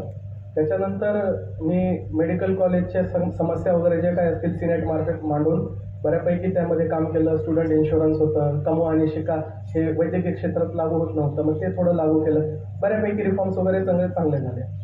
मग त्यानंतर पुढं सगळं चांगलं चालू असताना मुंबईमध्ये खूप चांगला जम बसला. आपण जे पेरलं एवढं मुंबईमध्ये ते उगवून आलं आणि आता ते जस्ट हार्वेस्ट करून आपल्याला ते खाण्याची वेळ होती. त्यावेळेस विचार सुरू झाला UPSCचा. मग UPSCचा विचार सुरू झाला आणि त्यावेळेस पण माझ्या वडिलांनी मला कधी काही समजून सांगितलं नाही, पण एक सांगितलं की तुझं वय झाले, आता तुला लग्न करावं लागतंय. मी म्हणलं मग मुलगी रेडी आहे, पण मला UPSC करायची आहे. पप्पा म्हणले ते सगळं होत राहतं, पण ज्या वयात ज्या गोष्टी घडल्या पाहिजे ते घडल्या पाहिजे. मग वडिलांचं ऐकून लग्न केलं, माझ्याच कॉलेजची ज्युनियर. तर आम्ही एक ठरवलं की बाबा आपल्या परिस्थिती आसपास इतके प्रॉब्लेम दिसत आहेत, पेशंट नॉन अफोर्डिंग पेशंट दिसतोय, आपण आपल्या कार्यकक्षेच्या पलीकडे जाऊन प्रत्येकाची मदत करतोय. मराठवाड्या आणि विदर्भातला कोणी शेतकरी असेल, गरिबीच आहे, मग आणि गरिबी फार वाईट असते. आता फक्त लॅक ऑफ रिसोर्सेस किंवा लॅक ऑफ ऑपॉर्च्युनिटीज ही पॉवर्टीची डेफिनेशन आहे. तर तुम्ही बघा की एखादा गरीब व्यक्ती जो असतो किंवा जे मिडल क्लास आणि लोअर मिडल क्लास आणि पुअर क्लास यांचे वेगळेच प्रॉब्लेम आहे. आपण सहज बोलतो ना यार की यार काय देव पण बघा गरिबाच्याच मागं सगळे कोटाने लावतो. ते काय आहे त्याच्या मागं शास्त्र की क्वालिटी ऑफ लाईफ कॉम्प्रोमाइज होते. मी बघितलं की जेव्हा सगळे पेशंट धारावीतून काय येत आहेत TBचे, सगळे डेंगी फिवर, मलेरियल फिवर हे बँड्रा आणि धारावीच्या स्लम्समधनं काय येत आहेत, मच्छर तर सगळीकडेच आहेत. पण त्याचं परत एक स्टडी होती ते पब्लिक हेल्थवर. मग ती स्टडी मी वाचली की बाबा गरिबीचं दुष्टचक्र एक जी आफत म्हणतो ना आपण, ती ओढत जातं.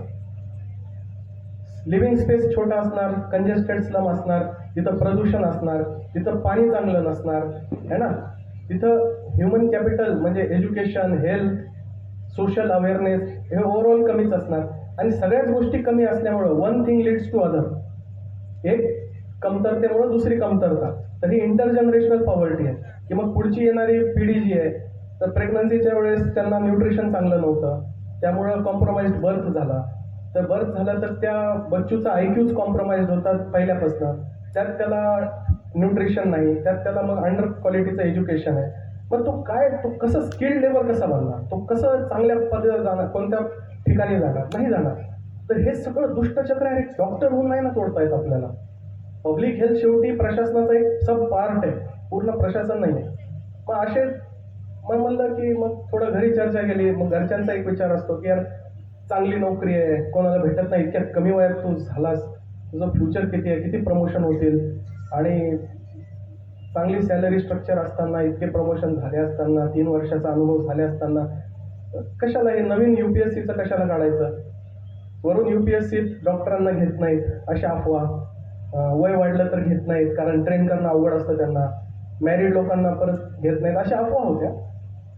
मग ते नाही सांगणारे परत मला खूप भेटले. मग मी घरच्यांशी खूप बोललो एकदा पूर्ण फॅमिलीशी की मला खरंच असं वाटतं की मी ही परीक्षा काढू शकतो, आणि नाही जरी काढली तरी माझ्याकडे एक डिग्री आहे, तर ती डिग्री मी परत बीडला येईल, फेलोशिप करेल आणि व्यवस्थित आयुष्य काढेल, ही माझी तयारी आहे. माझ्याकडे एक फॉलबॅक ऑप्शन आहे. म्हणलं तर मला फक्त माझ्या आयुष्याचे 3 वर्ष द्या, तसं तर मी पहिल्याच वर्षी काढेल म्हणजे पण 3 वर्ष द्या. मग हे झालं. मग घरच्यांनी ठरवलं ठीक आहे दे. ह्याला म्हणतात रिस्क अपेटाईट आणि कॅल्क्युलेटेड रिस्क. रिस्क जी आपल्याला घ्यायची आहे त्याचं पहिले कॅल्क्युलेशन करा, गणित करा, त्याचा किती फायदे होतील माझ्या, काय काय नुकसान होईल, कॅल्क्युलेशन मारा. जर आपल्या टप्प्यात बसत असेल तर मग रिस्क अपेटाईट मोठं ठेवा, go for it, make a plan and go for it. मग दिल्लीमध्ये गेलो. दिल्लीमध्ये गेल्यानंतर आता माझ्या आयुष्यातला एक विरोधाभास बघा कसा. एक क्लास 1 अधिकारी, मुंबईमध्ये खूप चांगलं सगळं, आणि आता दिल्लीला गेलो तर दिल्लीमध्ये ओल्ड राजेंद्र नगर नावाचा एक एरिया आहे जिथं UPSCचे 50,000 विद्यार्थी आहेत. तो हब आहे UPSCचा. तिथे गेलो, कोणता क्लास नाही लावला पण लायब्ररी लावली. अगेन मला हे माहीत होतं की लायब्ररीमध्ये आपले स्पर्धक दिसतात आपल्याला, आणि स्पर्धा परीक्षामध्ये तुमचे स्पर्धक तुम्हाला दिसले पाहिजे.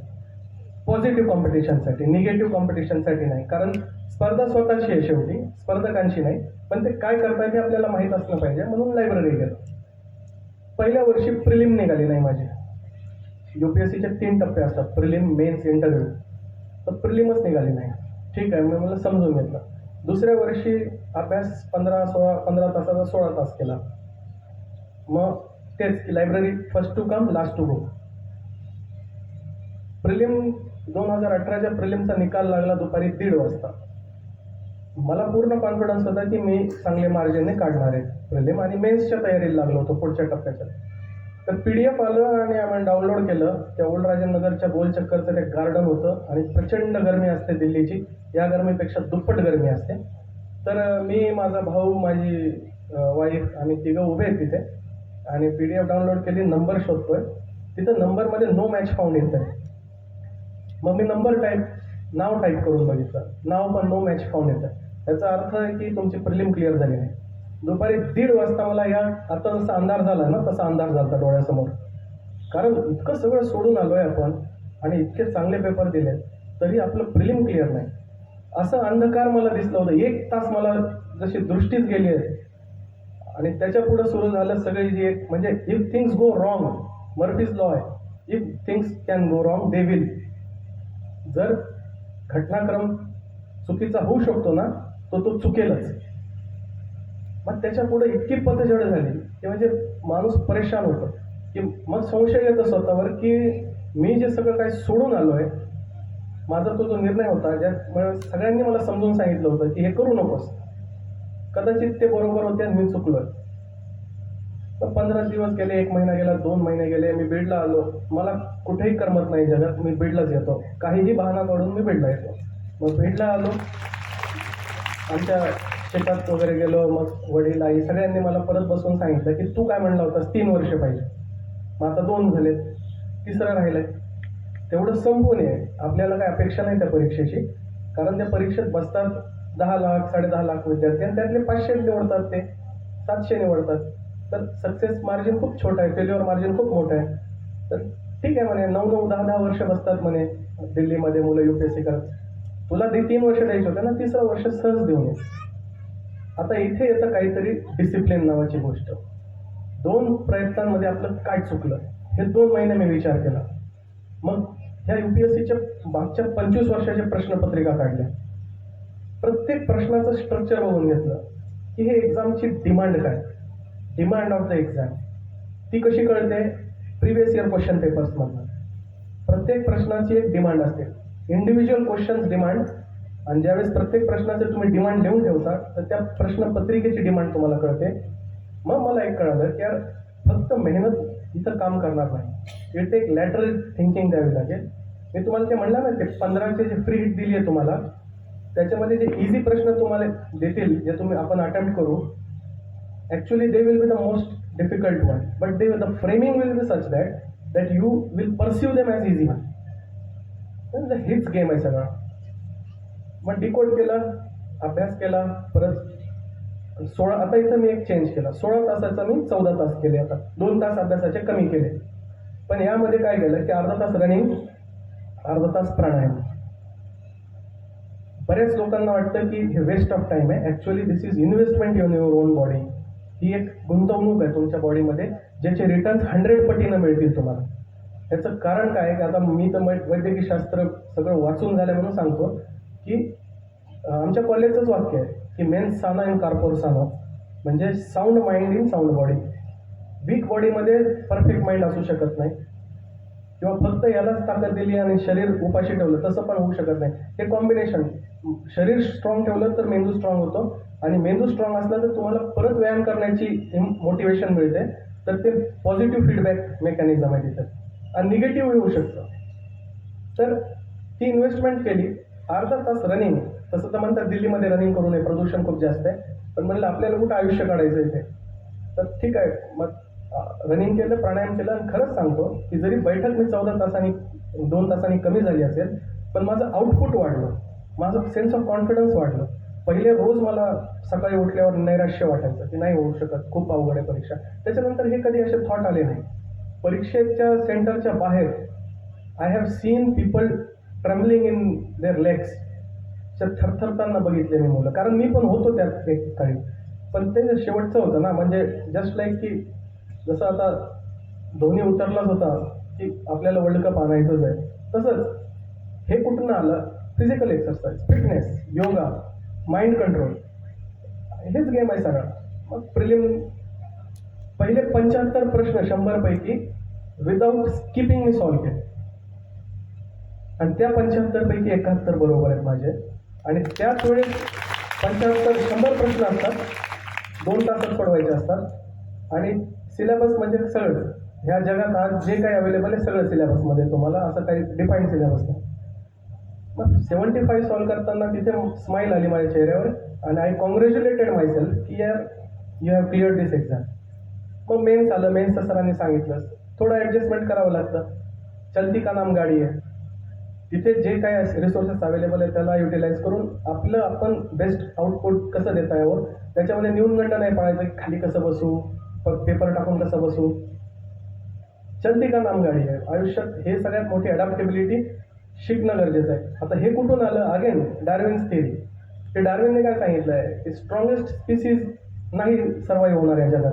असं असतं तर डायनोसॉर आज असले असते, सगळ्यात शक्तिशाली तेच होते. फास्टेस्ट स्पीसीज पण सर्वाईव्ह होणार नाही, नाहीतर आज चीता फास्टेस्ट ॲनिमल त्यांनी रूल केलं असतं या वर्ल्डवर. तर नाहीतर the smartest most intelligent species पण सर्वाईव्ह नाही करणार. डॉल्फिनचा IQ आपल्यापेक्षा जास्त असतं, त्याची क्रनियल कॅपॅसिटीच्या आणि ब्रेन हेडच्या रेशोमध्ये सगळ्यात सुपिरियर आहे.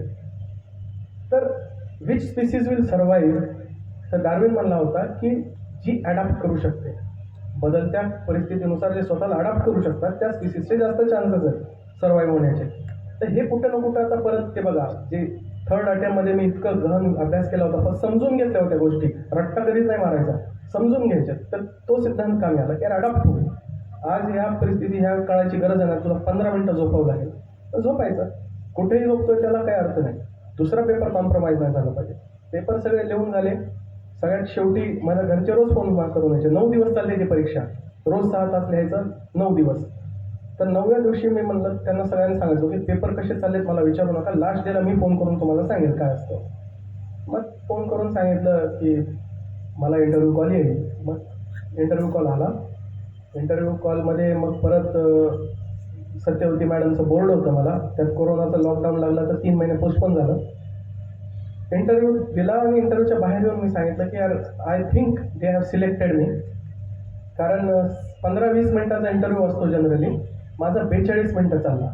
तर म्हणलं यार प्रश्न प्रत्येक त्यांनी कसून विचारले, खूप टोचून पण प्रश्न विचारतात, खूप ट्रिकी प्रश्न विचारतात, कारण ते 5 मेंबर असतात, रिटायर्ड सिव्हिल सर्व्हिस नागरिक सेवेतनंच असतात. ॲव्हरेज 30-30 वर्ष वय त्यांची सर्व्हिस झालेली असते. तर 5 जणांचा म्हणजे 150 वर्षाचा प्रशासनिक अनुभव आपल्यासमोर बसलेला असतो. त्यांना 2 मिनिटं लागतात तुमची पर्सनॅलिटी बाहेर काढण्यासाठी, 2च मिनिटं. कारण त्यांना माहिती आहे की सगळं चांगलं चांगलं वाचून आलेले आहेत, सगळं गोड गोड बोलणार, खोटं खोटं बोलणार, खरं कोणीच नाही सांगणार. मग ते प्रश्नच असे विचारतात इनडायरेक्ट की आपल्याला वाटतं सोपे, पण तसं नसतं. पण तिथं प्रामाणिक माणूसच, ऑनेस्टीच ती तुम्हाला वाचवू शकते. कमी उत्तर द्या पण ऑनेस्टली द्या, ही गोष्ट आहे. आणि आपलं डिसिप्लिन तर होतंच आयुष्यात, डिसिप्लिन नसतं काय होऊ शकत नाही, काहीच होऊ शकत नाही. आणि डिसिप्लिन असेल, हार्डवर्क, कन्सिस्टन्सी, सातत्य ज्याला म्हणतो, आणि प्रबळ इच्छाशक्ती ज्याला शिअर विल म्हणतो ना आपण, ती विल पॉवर तुमच्याकडे पाहिजे, ती कोणाकडेच नसेल. आणि हे सगळ्या क्वालिटीज स्पर्धात्मक करून टाकायच्या आणि कोणाशी करायच्या? स्वतःशी. कालचा मी पेक्षा आजचा मी बेटर पाहिजे आणि आजच्या जो मी आहे त्याच्यापेक्षा उद्याचा जो मी हा बेटर असला पाहिजे. तर एवढंच आयुष्यात सिंपल गणित आहे. तुम्ही कोणतीही स्पर्धा परीक्षा किंवा फक्त परीक्षाच नाही तर वैयक्तिक जीवनातले पण प्रश्न तुम्ही ह्या पॉझिटिव्ह ॲटिट्यूडने सोडू शकता. सगळ्यांना आर्थिक अडचणी आहेत, सगळ्यांच्या घरी भांडणं आहेत, सगळ्यांचं कोणाशी पटत नाही, ह्या सगळ्यांच्या घरी कॉमन समस्या आहेत. माझ्याकडं पैसे कमी आहेत किंवा माझ्या पालकांचा मला सपोर्ट तेवढा नाही आहे किंवा माझी सराउंडिंगच अशी आहे की तिथं अभ्यास होऊ शकत नाही. हे सगळे कारणं आज तुमची स्पेशल नाही आहेत, ही पिढ्या आलेली प्रॉब्लेम आहेत. पण ते तुमचं एक्सक्यूज असलं नाही पाहिजे, ते एक्सक्यूज नसलं पाहिजे. Rather that must be the very reason की तुम्हाला हे दुष्टचक्र तोडायचं, हे जे गरिबीचं दुष्टचक्र आहे हे मला तोडायचं आहे किंवा हे जे अंडर क्वालिटी ऑफ लाईफचं चक्र आहे, हे जे डिप्रिवेशनचं सर्कल आहे हेच मला तोडायचं आहे. तर ते एक्सक्यूज असण्यापेक्षा त्यालाच रिझन करून टाका आणि मग you will see that wonders will happen in your life. पुढं आता येतो मोबाईल स्मार्टफोनवर. तुम्हाला एक सांगतो की ही डबल एज स्वॉर्ड आहे. डबल एज स्वॉर्ड आहे, ह्याला दुधारी तलवार म्हणतो ना, की समोरून पण कापते आणि स्वतःलाही कापू शकते. This digital platform could be your best friend or your worst nightmare. एक वाक्य है कि ये 2 GB पर दिन डेटा का सफर हिंदुस्तान के बेरोजगार को उसकी बेरोजगारी का एहसास नहीं होने देता. वाक्य बघा की तुम्ही इतके खुश असतात तो 2 GB डेटा कंझ्युम करताना की आसपासची प्रॉब्लेम तुम्ही विसरून जातात. आता मला एक सांगा की सकाळी उठल्या उठल्या मोबाईल फोन शोधणारे हात वरी करू नका, मला माहिती आहे मेजॉरिटी असते. What is exactly wrong with this digital platform? सकाळी उठल्यावर सगळ्यात पहिले आपले वडील देवाचं नाव स्मरण करताय, कोणी काय करताय, कोणी ब्रश शोधताय, कोणी ही जनरेशन मोबाईल शोधते. आणि आश्चर्याची गोष्ट ही आहे की that was the same thing that you check when you are going to sleep. झोपतानाही हीच गोष्ट तुम्ही पाहिली होती, उठल्यानंतरही तुमच्या माइंडमध्ये जरी थॉट येत असेल ना की let me check my mobile, that is the problem. हा जर ट्रेट गुणधर्म आपल्यात असेल तर समजायचं की वी आर डिजिटली ॲडिक्टेड. हे डिजिटल ॲडिक्शन झालेलं आहे. फॅन्टम बीप्स नावाचा नवीन प्रकार झाला आहे. काय आहे तुम्हाला सांगतो. बऱ्याच लोकांना वाटतं अरे मला मेसेज आलेला नसतो, तो चेक करतात, त्यांना भास होतो मला मेसेज आला. याला फॅन्टम बीप्स म्हणतात. दिस इज अ सायकोलॉजिकल ट्रायट डिसऑर्डर नाही आहे, ट्रायट, पण ही त्या दिशेनेच वाटचाल. या स्मार्टफोनचा उपयोग मी कारण कोणतं कोचिंग क्लास मी UPSCचं लावलं नव्हतं, इतकं भरभरून केलेलं आहे. पण मोबाईलमध्ये नाही, टॅबमध्ये, ज्याच्यामध्ये वायफाय कनेक्ट होतो, त्याचं सिम कार्ड नसतं, त्यात व्हॉट्सअप इंस्टाग्राम नसतं. मला अजूनही डिजिटली खूप एम्पॉवर्ड नाही आहे, पण कामाचं सगळं बघता येतं. PDF फाईल डाउनलोड करणे, नोट्स डाउनलोड करणे, टेलिग्रामवर नोट्स शेअर करणे, व्हिडिओज, एखादं लेक्चर आहे कॉम्प्लिकेटेड आहे. आता भारताची अर्थव्यवस्था सिलेबसमध्ये UPSCच्या, आपला अर्थव्यवस्थेचा कुठं संबंध होता? मॉनिटरी पॉलिसी RBIची काय असते, फिस्कल पॉलिसी केंद्र सरकारची काय असते, हे कुठं आपल्याला कधी सिलेबसच पण नाही. 10वी 12वीपर्यंत नव्हतं, MBBSला काही संबंध नाही. पण 1/4 क्वेश्चन त्याच्यावर येणार आहेत, सोडून जमत नाही. मग डिजिटल प्लॅटफॉर्मचा उपयोग केला आणि खूप भरभरून केला. त्याचा योग्य उपयोग करा. ह्या फेसबुक, इंस्टाग्राम, व्हॉट्सअपच्या मायाजालमधून बाहेर निघा. तुम्हाला जर आयुष्यात खरंच काही चांगलं करायचं असेल तर आज हा त्याग करा. का त्याग करा? आपल्याला मजा करायचीच आहे, ती करायची आहे पुढे, म्हणून आज नाही करायची. आपल्याला इंस्टाग्रामवर जाऊन मेडिकल कॉलेजच्या समोर एप्रोन घालून फोटो टाकायचाच आहे, पण त्याच्यावर जर टाकायचं असेल तर आज नका टाकू. आज तो मोह टाळा. कारण मी तेच केलं होतं की फेसबुकवर माझे 18,000 फॉलोअर होते, डिलीट केलं मी 7 फेब्रुवारी 2017 ज्या दिवशी निर्णय घेतला UPSC करायची. कारण ते करून हे होत नाही, मल्टीटास्किंग होत नाही. काहीतरी एक गोष्ट त्याच्यावर फोकस करा.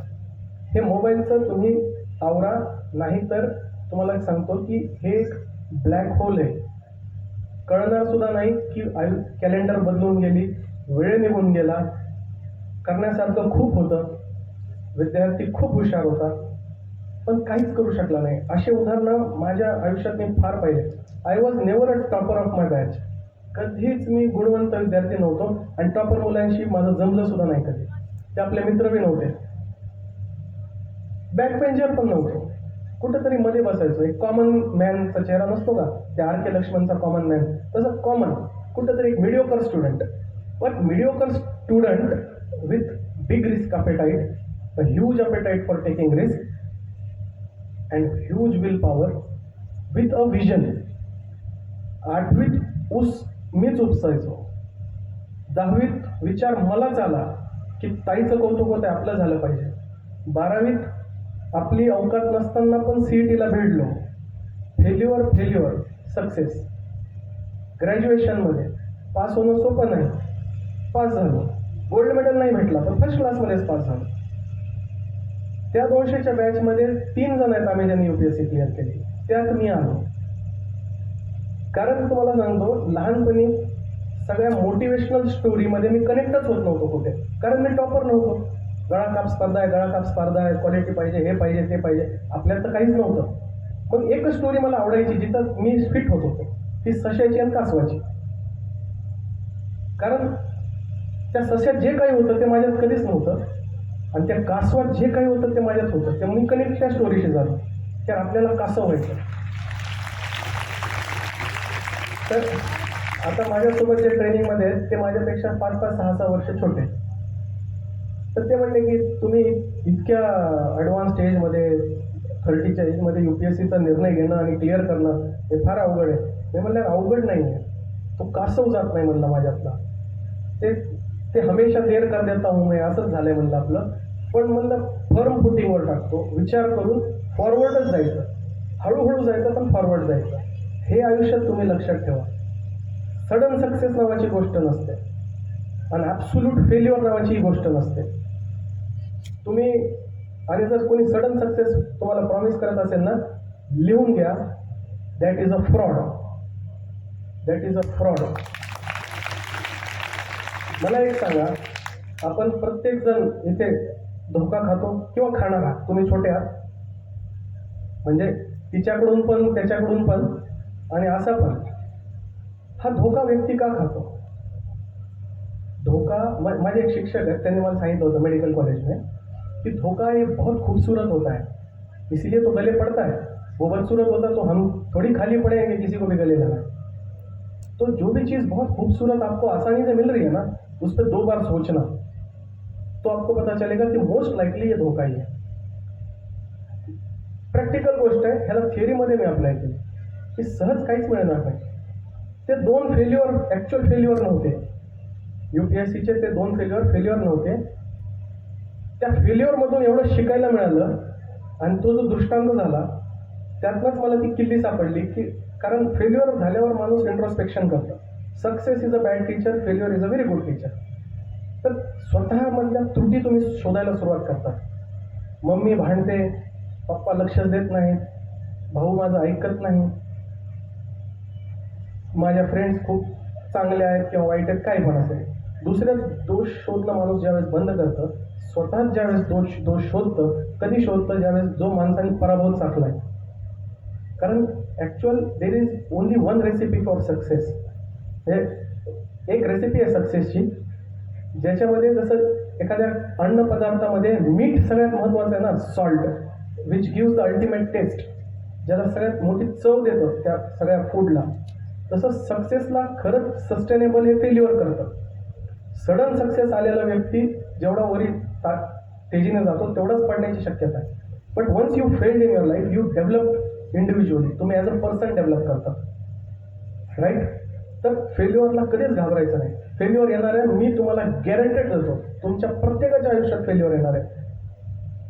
अपमानास्पद फेल्युअर येईल, घृणास्पद फेल्युअर येईल, खूप त्रासदायक फेल्युअर येईल. But just learn to enjoy that feeling. की त्यावेळेस तुम्ही कोणालाच नको असणार, कोणीच तुम्हाला बोलणार नाही, बोललं तर टोचून बोलेल, है ना.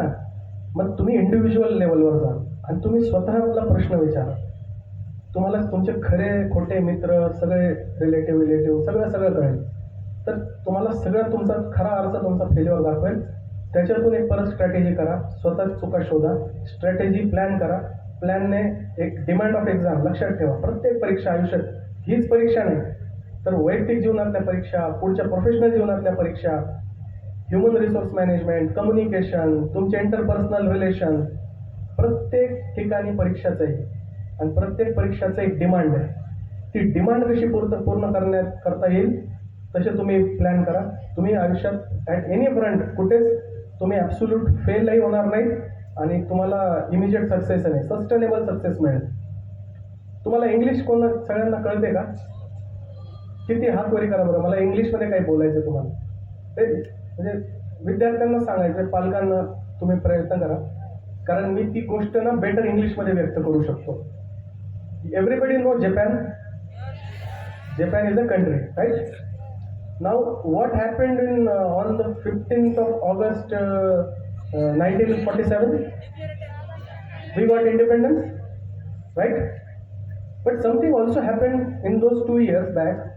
On in the month of August only, with Japan in 1945.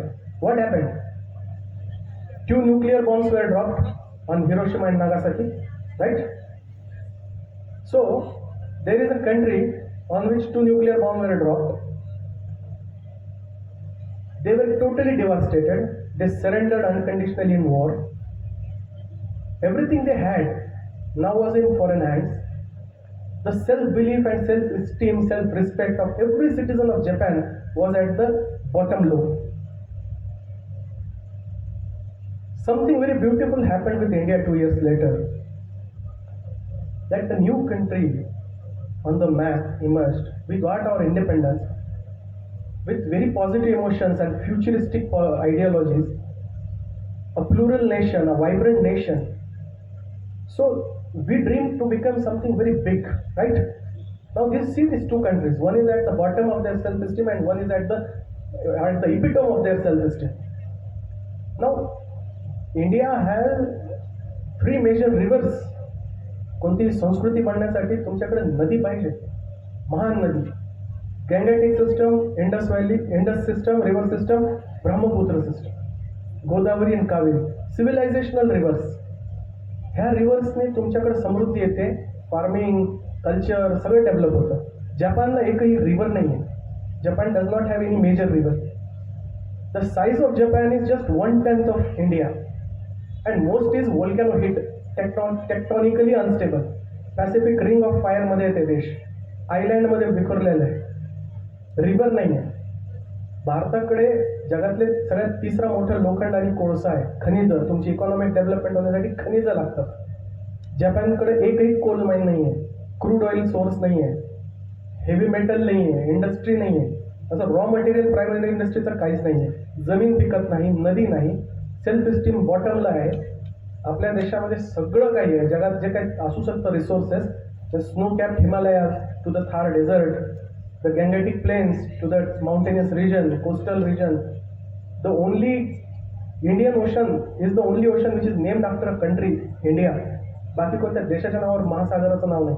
इतकं सगळं असताना नाव कम टू टुडेज डे, ह्या दिवशी या आता ही जर्नी ह्या 2 देशांची. आता आज बोलू आपण. आजच्या परिस्थितीला economy of Japan is 11 times the economy of India. Population of Japan is 12 crores. Again 1/10 of India. Land is 1/10 of India. But their economy, again 10 times. $7,000 per capita income है average Indians. Average Japanese तो 45,000 है. So what happened? What exactly happened? Where did we miss the bus in these 50 years? Exactly which opportunity we lost? What exactly that nature has given to Japan and not to India? Nature has given everything to India and nothing to Japan, and still we see this dichotomy of development because there is something in the nature of people of Japan that made them what they are today, and that is only one word: discipline. If you have discipline in your life, you can do wonders. And if you don't have discipline in your life, you will be just another story, a mediocre story, like a passing wind. ऐसे ही जीवन निकल जाएगा, ऐसे ही कोई एक आधार card number बन के रह जाओगे. So लाईफमध्ये काही शिकायचं असेल ना, म्हणजे मी म्हणतो प्रत्येकाला नीटमध्ये रँक येणार नाही, पण that is not the end of the world. तुम्ही डिसिप्लिन लावा, you will do something better in your life. एंटरप्रेनरशिपची आज ह्या देशाला गरज आहे. गव्हर्नमेंट सेक्टर छोटंच होणार आहे, येणाऱ्या 10 वर्षात तुम्ही बघाल, आणि प्रायव्हेट सेक्टर मोठंच होणार आहे. आणि ते झालं पाहिजे, कारण गव्हर्नमेंट सेक्टर तेवढं इकॉनॉमी क्रिएट नाही करू शकत, तेवढे जॉब्स क्रिएट नाही करू शकत, ते प्रायव्हेट सेक्टरच करू शकतं. आणि private sector will be the open field, open race. तुमचे एंटरप्रेन्युअल स्किल, तुमचे स्टार्टअप्स काहीही असू शकतात. ॲज सिम्पल ॲज काही करू नका तुम्ही. स्विगी किंवा झोमॅटो, इट्स अ स्टार्टअप. कोणीतरी एक माल बनवलाय, कोणाला तरी हवा होता, याने काही रिस्कही घेतली नाही बनवण्याची, आणि काही रिस्कही घेतली नाही डिमांड क्रिएट करण्याची. डिमांड ऑलरेडी होती, याच्याकडे ते विकणारं होतं, फक्त त्यांना कनेक्ट करून दिलं. Minting millions of dollars per day as we speak. KFC, a person who failed 65 years of his life, 65 वर्षापर्यंत जे व्यक्ती फेल्युअर होतं, 66व्या वर्षी KFC नावाचं एक मल्टीनॅशनल ब्रँड तयार केला आहे. What a beauty. म्हणजे एंटरप्रेनरशिपमध्ये, प्रायव्हेट सेक्टरमध्ये फक्त ह्या लोकांनी काय केलं, डिसिप्लिन ठेवलं, एक विजन ठेवलं आयुष्यात. हेच आपल्याला करायचं. खूप अवघड नाही आहे सक्सेस, पण एक दिवसात येणार नाही आहे. आणि अभ्यास करायला कोणालाच आवडत नाही. जो कोणी बोलत असेल माझ्यामध्ये खोटं बोलतं. कोणाला आवडणार आहे. आपला ब्रेन आपल्याला ट्रिक करतो, कारण ब्रेनला ती मेमरी कन्सॉलिडेट करण्याचं काम नको. तो ब्रेन तुम्हाला ट्रिक करायला, आज पिक्चर बघ, आज मोडच ऑफ आहे, आज बोरच आहे, आज आभाळच आलंय, आज आत्या आलेली आहे, आज मामाच्या गावाकडे जायचं आहे, किंवा कोणाचं तरी लग्न आहे. You will get thousands of reasons not to do it, but that should not, you should have that one reason why to do it, and the one reason should overpower these 1000 reasons. माझ्या आयुष्यात बरेच जण भेटले मला, ज्यांचे हे अनुभव मी तुम्हाला सांगतो. हे मी एकटा नाही आहे. मला ह्या सगळ्या अर्ध्या गोष्टी तर मी कोणी अनुभवातून शिकलोय, नाही तर कोणीतरी सांगितलेलं आहे. तुम्हाला मी एका ह्या 1.5 तासात सांगून देतो. आता ह्याच्यात तुमच्यात आहे परत की तुम्हाला किती ह्याच्यातनं घ्यायचं आहे. ह्या अवस्थेमध्ये मी आता पालकांना एक सांगेन की खरं आज मी माझ्या आईवडिलांमुळे इथे, परमेश्वराची कृपा होती आणि आईवडिलांचा आशीर्वाद होता. का माहिती आहे का? कारण 10वी किंवा 12वीचा बोर्ड लागला किंवा CETचं वर्ष असेल तर आमच्या घरचं TV पॅक करून ठेवून द्यायचे. असं नाही कधी झालं की तू स्टडी रूममध्ये जाऊन स्टडी कर, मी माझ्या आयुष्यात काहीच कॉम्प्रोमाइज करणार नाही, असं कधीच झालं नाही त्यांच्यातर्फे. कारण ही परीक्षा माझी नाही आहे, ही पूर्ण कुटुंबाची परीक्षा असते. ही परीक्षा तुमच्या घरातल्या त्या विद्यार्थ्याची नाही आहे, तुमच्या कुटुंबाची. त्याचा वेळ आणि मेहनत आहे, पण त्याग सगळ्यांनाच करायचा आहे आणि त्यांना समजून घेणं फार महत्त्वाचं आहे. तुम्हाला मी हेच सांगितलं की यश खूप अवघड आहे, खूप अवघड आहे. आपल्या आयुष्यातल्याकडे बघितलं तर माझ्या जर ऑटोबायोग्राफी लिहिली तर हाऊ टू फेलच नाव द्यावं त्याला. अपयशी आयुष्यात कसं व्हावं तेच सांगता येईल, कारण इतकी अपयश आलेलं आहे. सक्सेस उगा 2-4 आले, कारण अपयश हे अटळ आहे. महत्वाचं आहे की त्याच्यातमध्ये न खचता काहीतरी पुढचा मार्ग, आणि इतर पालकांचा रोल येतो. तुम्हाला एक बर्मीज बांबूची एक कहाणी सांगतो. प्रोफेसर रघुराम नावाचे एक खूप प्रतिष्ठित व्यक्ती आहे, जे प्राईम मिनिस्टर ऑफिसमध्ये ॲडवायझर आहेत. त्यांनी एक स्टोरी सांगितली जी मला तुम्हाला सांगावी लागते, पालकांना खास, की त्यांच्या मित्राने बर्मीज बांबू नावाचा एक प्रकार आहे, बांबूचा प्रकार आहे, तो आणला होता. आता बांबूचा प्रकार आणला आणि म्हणे ह्याच्यातनं खूप चांगलं उत्पन्न मिळेल, तर एका एकरमध्ये त्यांनी ते बांबू लावला. पण ते विकणाऱ्याने सांगितलं होतं की साहब ये बहुत स्लो ग्रो होत आहे. ठीक आहे, आता स्लोची परिभाषा यांची बघा काय. ठीक आहे, थोडं होईल. त्यांनी लावलं, 6 महिने त्याला काहीच आलं नाही. पण पुढचे 6 महिने अजून त्याला खत पाणी सुरू झालं, काही झालं नाही. 1 वर्ष झाले. त्याच्या वडिलांचं पेशन्स कमी झालं. नेक्स्ट 1 वर्ष अजून गेलं. मग सगळ्यांनी ठरवलं की याला काढून टाकू. कारण हे येत नाही. 2 वर्ष झाले आपल्याला ते चुकीचं काही प्रकार मिळालेला आहे, आपल्याला फसवलं. पण हा व्यक्ती पॉझिटिव्ह होता. हे म्हणला काढून टाकण्यापेक्षा हे एक करायला हे सोडून द्या. हे सोडून दिलेली जमा करू आपण दुसरं काहीतरी फोकस करू. 3 वर्ष गेले, 4 वर्ष गेले, आता यांनी पण सोडून दिला विषय. याला काहीतरी एक सुप्त एक आशा होती की याच्यातनं काहीतरी उगेल का. एक पान सुद्धा आलं नाही. 4-4.5 वर्ष झाले, एक पान सुद्धा आलं नाही. पण 4.5 वर्ष झाल्यानंतर काहीतरी हलचल दिसली त्यांना. बर्मेज बांबूची एक वैशिष्ट्य आहे की ते 100 फूट होतं आणि खूप स्ट्रॉंग असतं. तर ते 4.5 वर्षांमध्ये 1 सेंटीमीटर वाढलं नव्हतं. पुढच्या 6 महिन्यात ते 100 फूट झालं होतं. तर हे काय प्रकार चालू होता.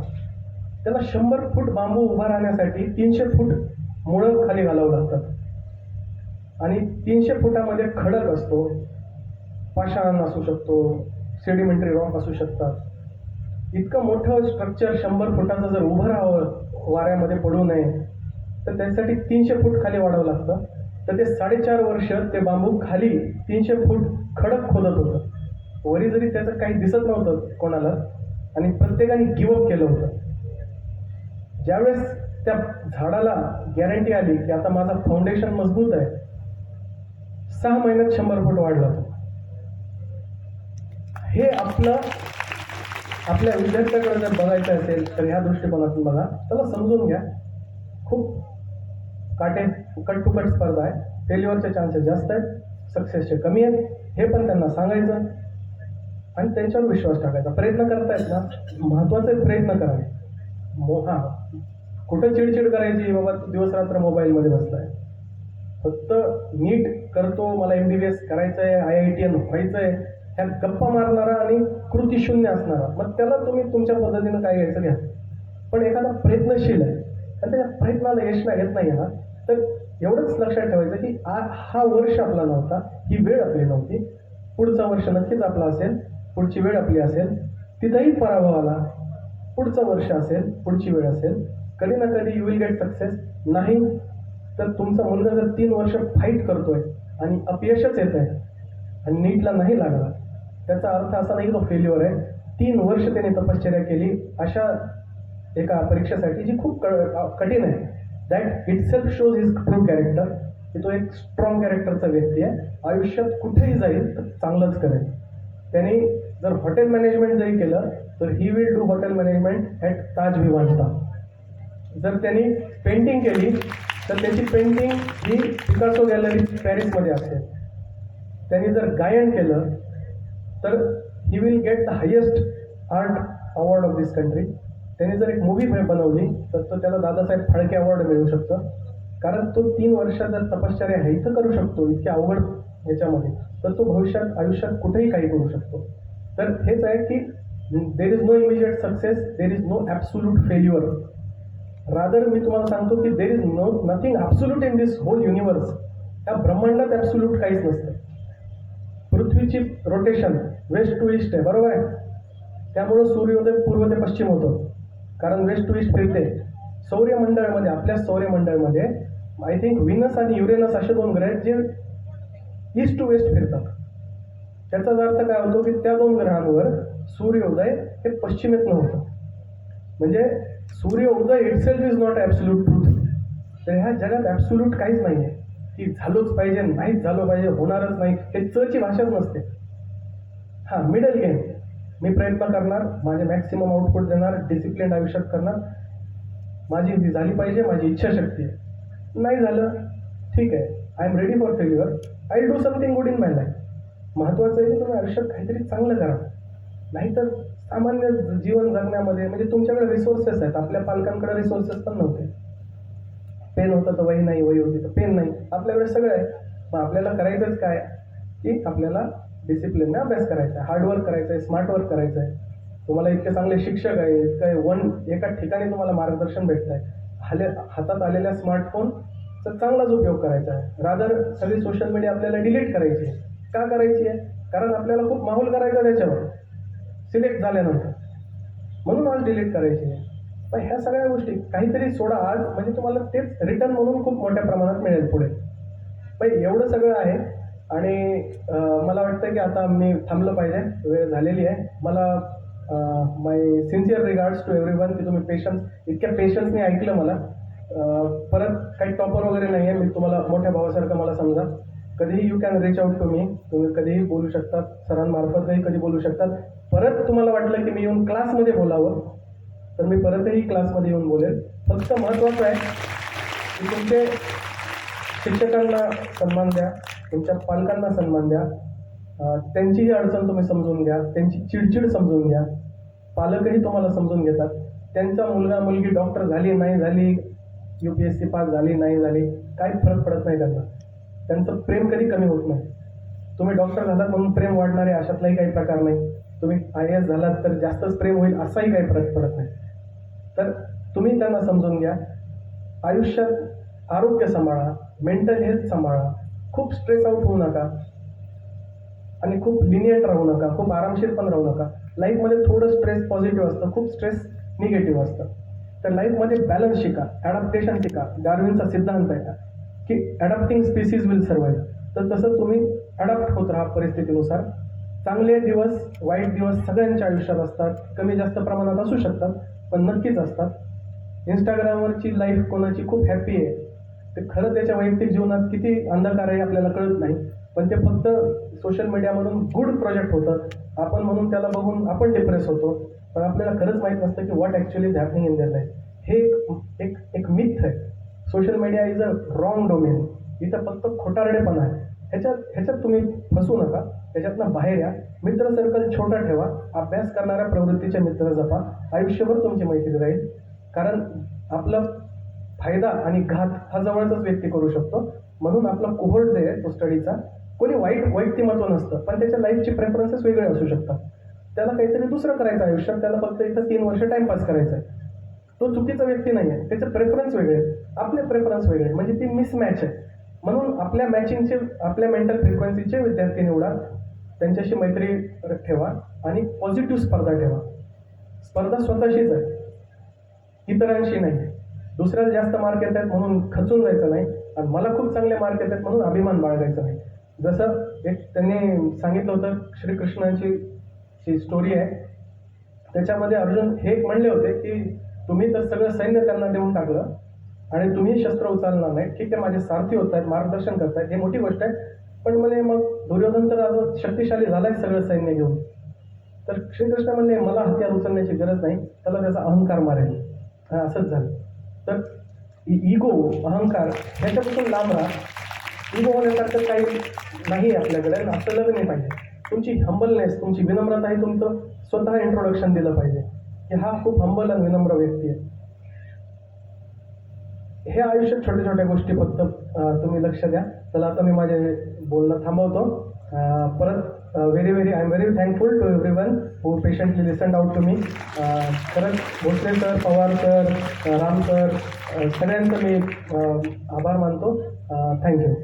Best of luck. वरून एक IAS अधिकारी बोलल्याच्या नंतर काय बोलावं. खरं तर भोसले सर आणि राम सर खूप हुशार माणसं आहेत. त्यांच्या लक्षात आलं होतं की एक IAS अधिकारी बोलल्याच्या नंतर बोलणं खूप अवघड आहे, म्हणून मला मुद्दाम त्यांनी मागं बोलायला घेऊन म्हणले तुम्ही कार्यक्रमाचे अध्यक्ष आहे. पण मला एक गॅरंटी होती की सगळे जरी गेले त्याच्यानंतर तरी एक माणूस फिक्स इथं बसणार आहे, कारण माझी बायको कार्यक्रमाला आहे. गमतीचा भाग सोडून द्या. महाराष्ट्राची आणबान शान, तुमचा माझा स्वाभिमान, युगपुरुष छत्रपतींना वंदन करतो. आजच्या या मार्गदर्शनाचा केंद्रबिंदू बीड जिल्ह्याची शान, नुकतेच UPSC एक्झाम क्रॅक करून बीडची भारताला ओळख करून देणारे प्रसन्नाजी लोध, या कार्यक्रमात आताच खूप छान मार्गदर्शन केलेले आदरणीय भोसले सर, राम सर, गेल्या काही वर्षापासून आपल्या शहराची जी गरज होती ती फुलफिल करण्यासाठी त्या ठिकाणी 2000 किलोमीटरवरून अगदी हेरून ज्यांना मी बीडपर्यंत आणलं ते गालिब सर, आणि नुकतेच IIT पास करून त्या ठिकाणी मुलांच्या या मार्गदर्शनासाठी या आमच्या टीमला जोडलेले IITian प्रशांत खाटूकर सर आणि ज्या प्रांगणामध्ये आपण हा कार्यक्रम घेतोय या प्रांगणाला सुजलाम सुफलाम आणि सुंदर करणाऱ्या प्राचार्य ज्यांचं प्रास्ताविक त्या ठिकाणी आपण ऐकले. विद्यार्थी मित्रांनो, मी फक्त 2च मिनिट कार्यक्रमाचं फॉर्मॅलिटी म्हणून हितगुज करणारे, खरं तर आता बोलण्याची गरज नाही, खूप वेळ पण झालेला आहे. परंतु जेव्हा जेव्हा शिक्षणाविषयी चर्चा होती त्यावेळी बीड जिल्हा हा शैक्षणिक मागासला आहे अशी एक चर्चा महाराष्ट्रात आणि प्रसन्नाची मी भारतामध्ये त्या ठिकाणी ऐकतो की मागासलेले शैक्षणिक जिल्हे कोणते. साहेबाच्या बॅचला आता UPSC क्रॅक करणारे किती विद्यार्थी आहेत, तर त्या ठिकाणी 6 विद्यार्थी बीड जिल्ह्यातले ज्यांनी एकाच वेळी UPSC क्रॅक केले. मग अडचण कुठे आहे? कारण आमचा बीडवासियांचा सुद्धा दृष्टिकोन जो आहे ना तो खूप निगेटिव्ह आहे. आम्हाला आमच्या निगेटिव्ह गोष्टी खूप लवकर दिसतात आणि पॉझिटिव्ह गोष्टी त्या ठिकाणी दिसत नाही. ताडसोन्यासारख्या एका छोट्या गावामध्ये जिल्हा परिषद शाळेमध्ये शिकलेले आमचे तुकाराम मुंडे त्या ठिकाणी 20 नंबरची नॅशनल लेवल रँक मारतात. वंदना चाटे नावाची आमची खेड्यातली एक विद्यार्थिनी MPSCची टॉपर बनते, तरी आम्ही म्हणतो बीड जिल्हा मागासलेला जिल्हा आहे. अजून काय काय प्रूफ दिले पाहिजे, जसं आपण सांगतोय. आणि पाहिलं आता की आता नुकतंच काशीद नावाचा जो विद्यार्थी आहे त्यांनी त्या ठिकाणी एम्स मध्ये ऍडमिशन मिळवलेली आहे, एकदम सर्वसामान्य घरातला विद्यार्थी. मी यासाठी सर्वसामान्य सांगतोय कारण आजकाल ज्याच्या खिशामध्ये पैसे त्याला असं वाटतं की बीड सोडलं तरच आपलं भलं होतं. आणि UPSC झालेला व्यक्ती सांगतो की मी बीड मध्ये आल्याच्या नंतरच मला छान वाटतं. म्हणजे विरोधाभास कसा आहे बघा.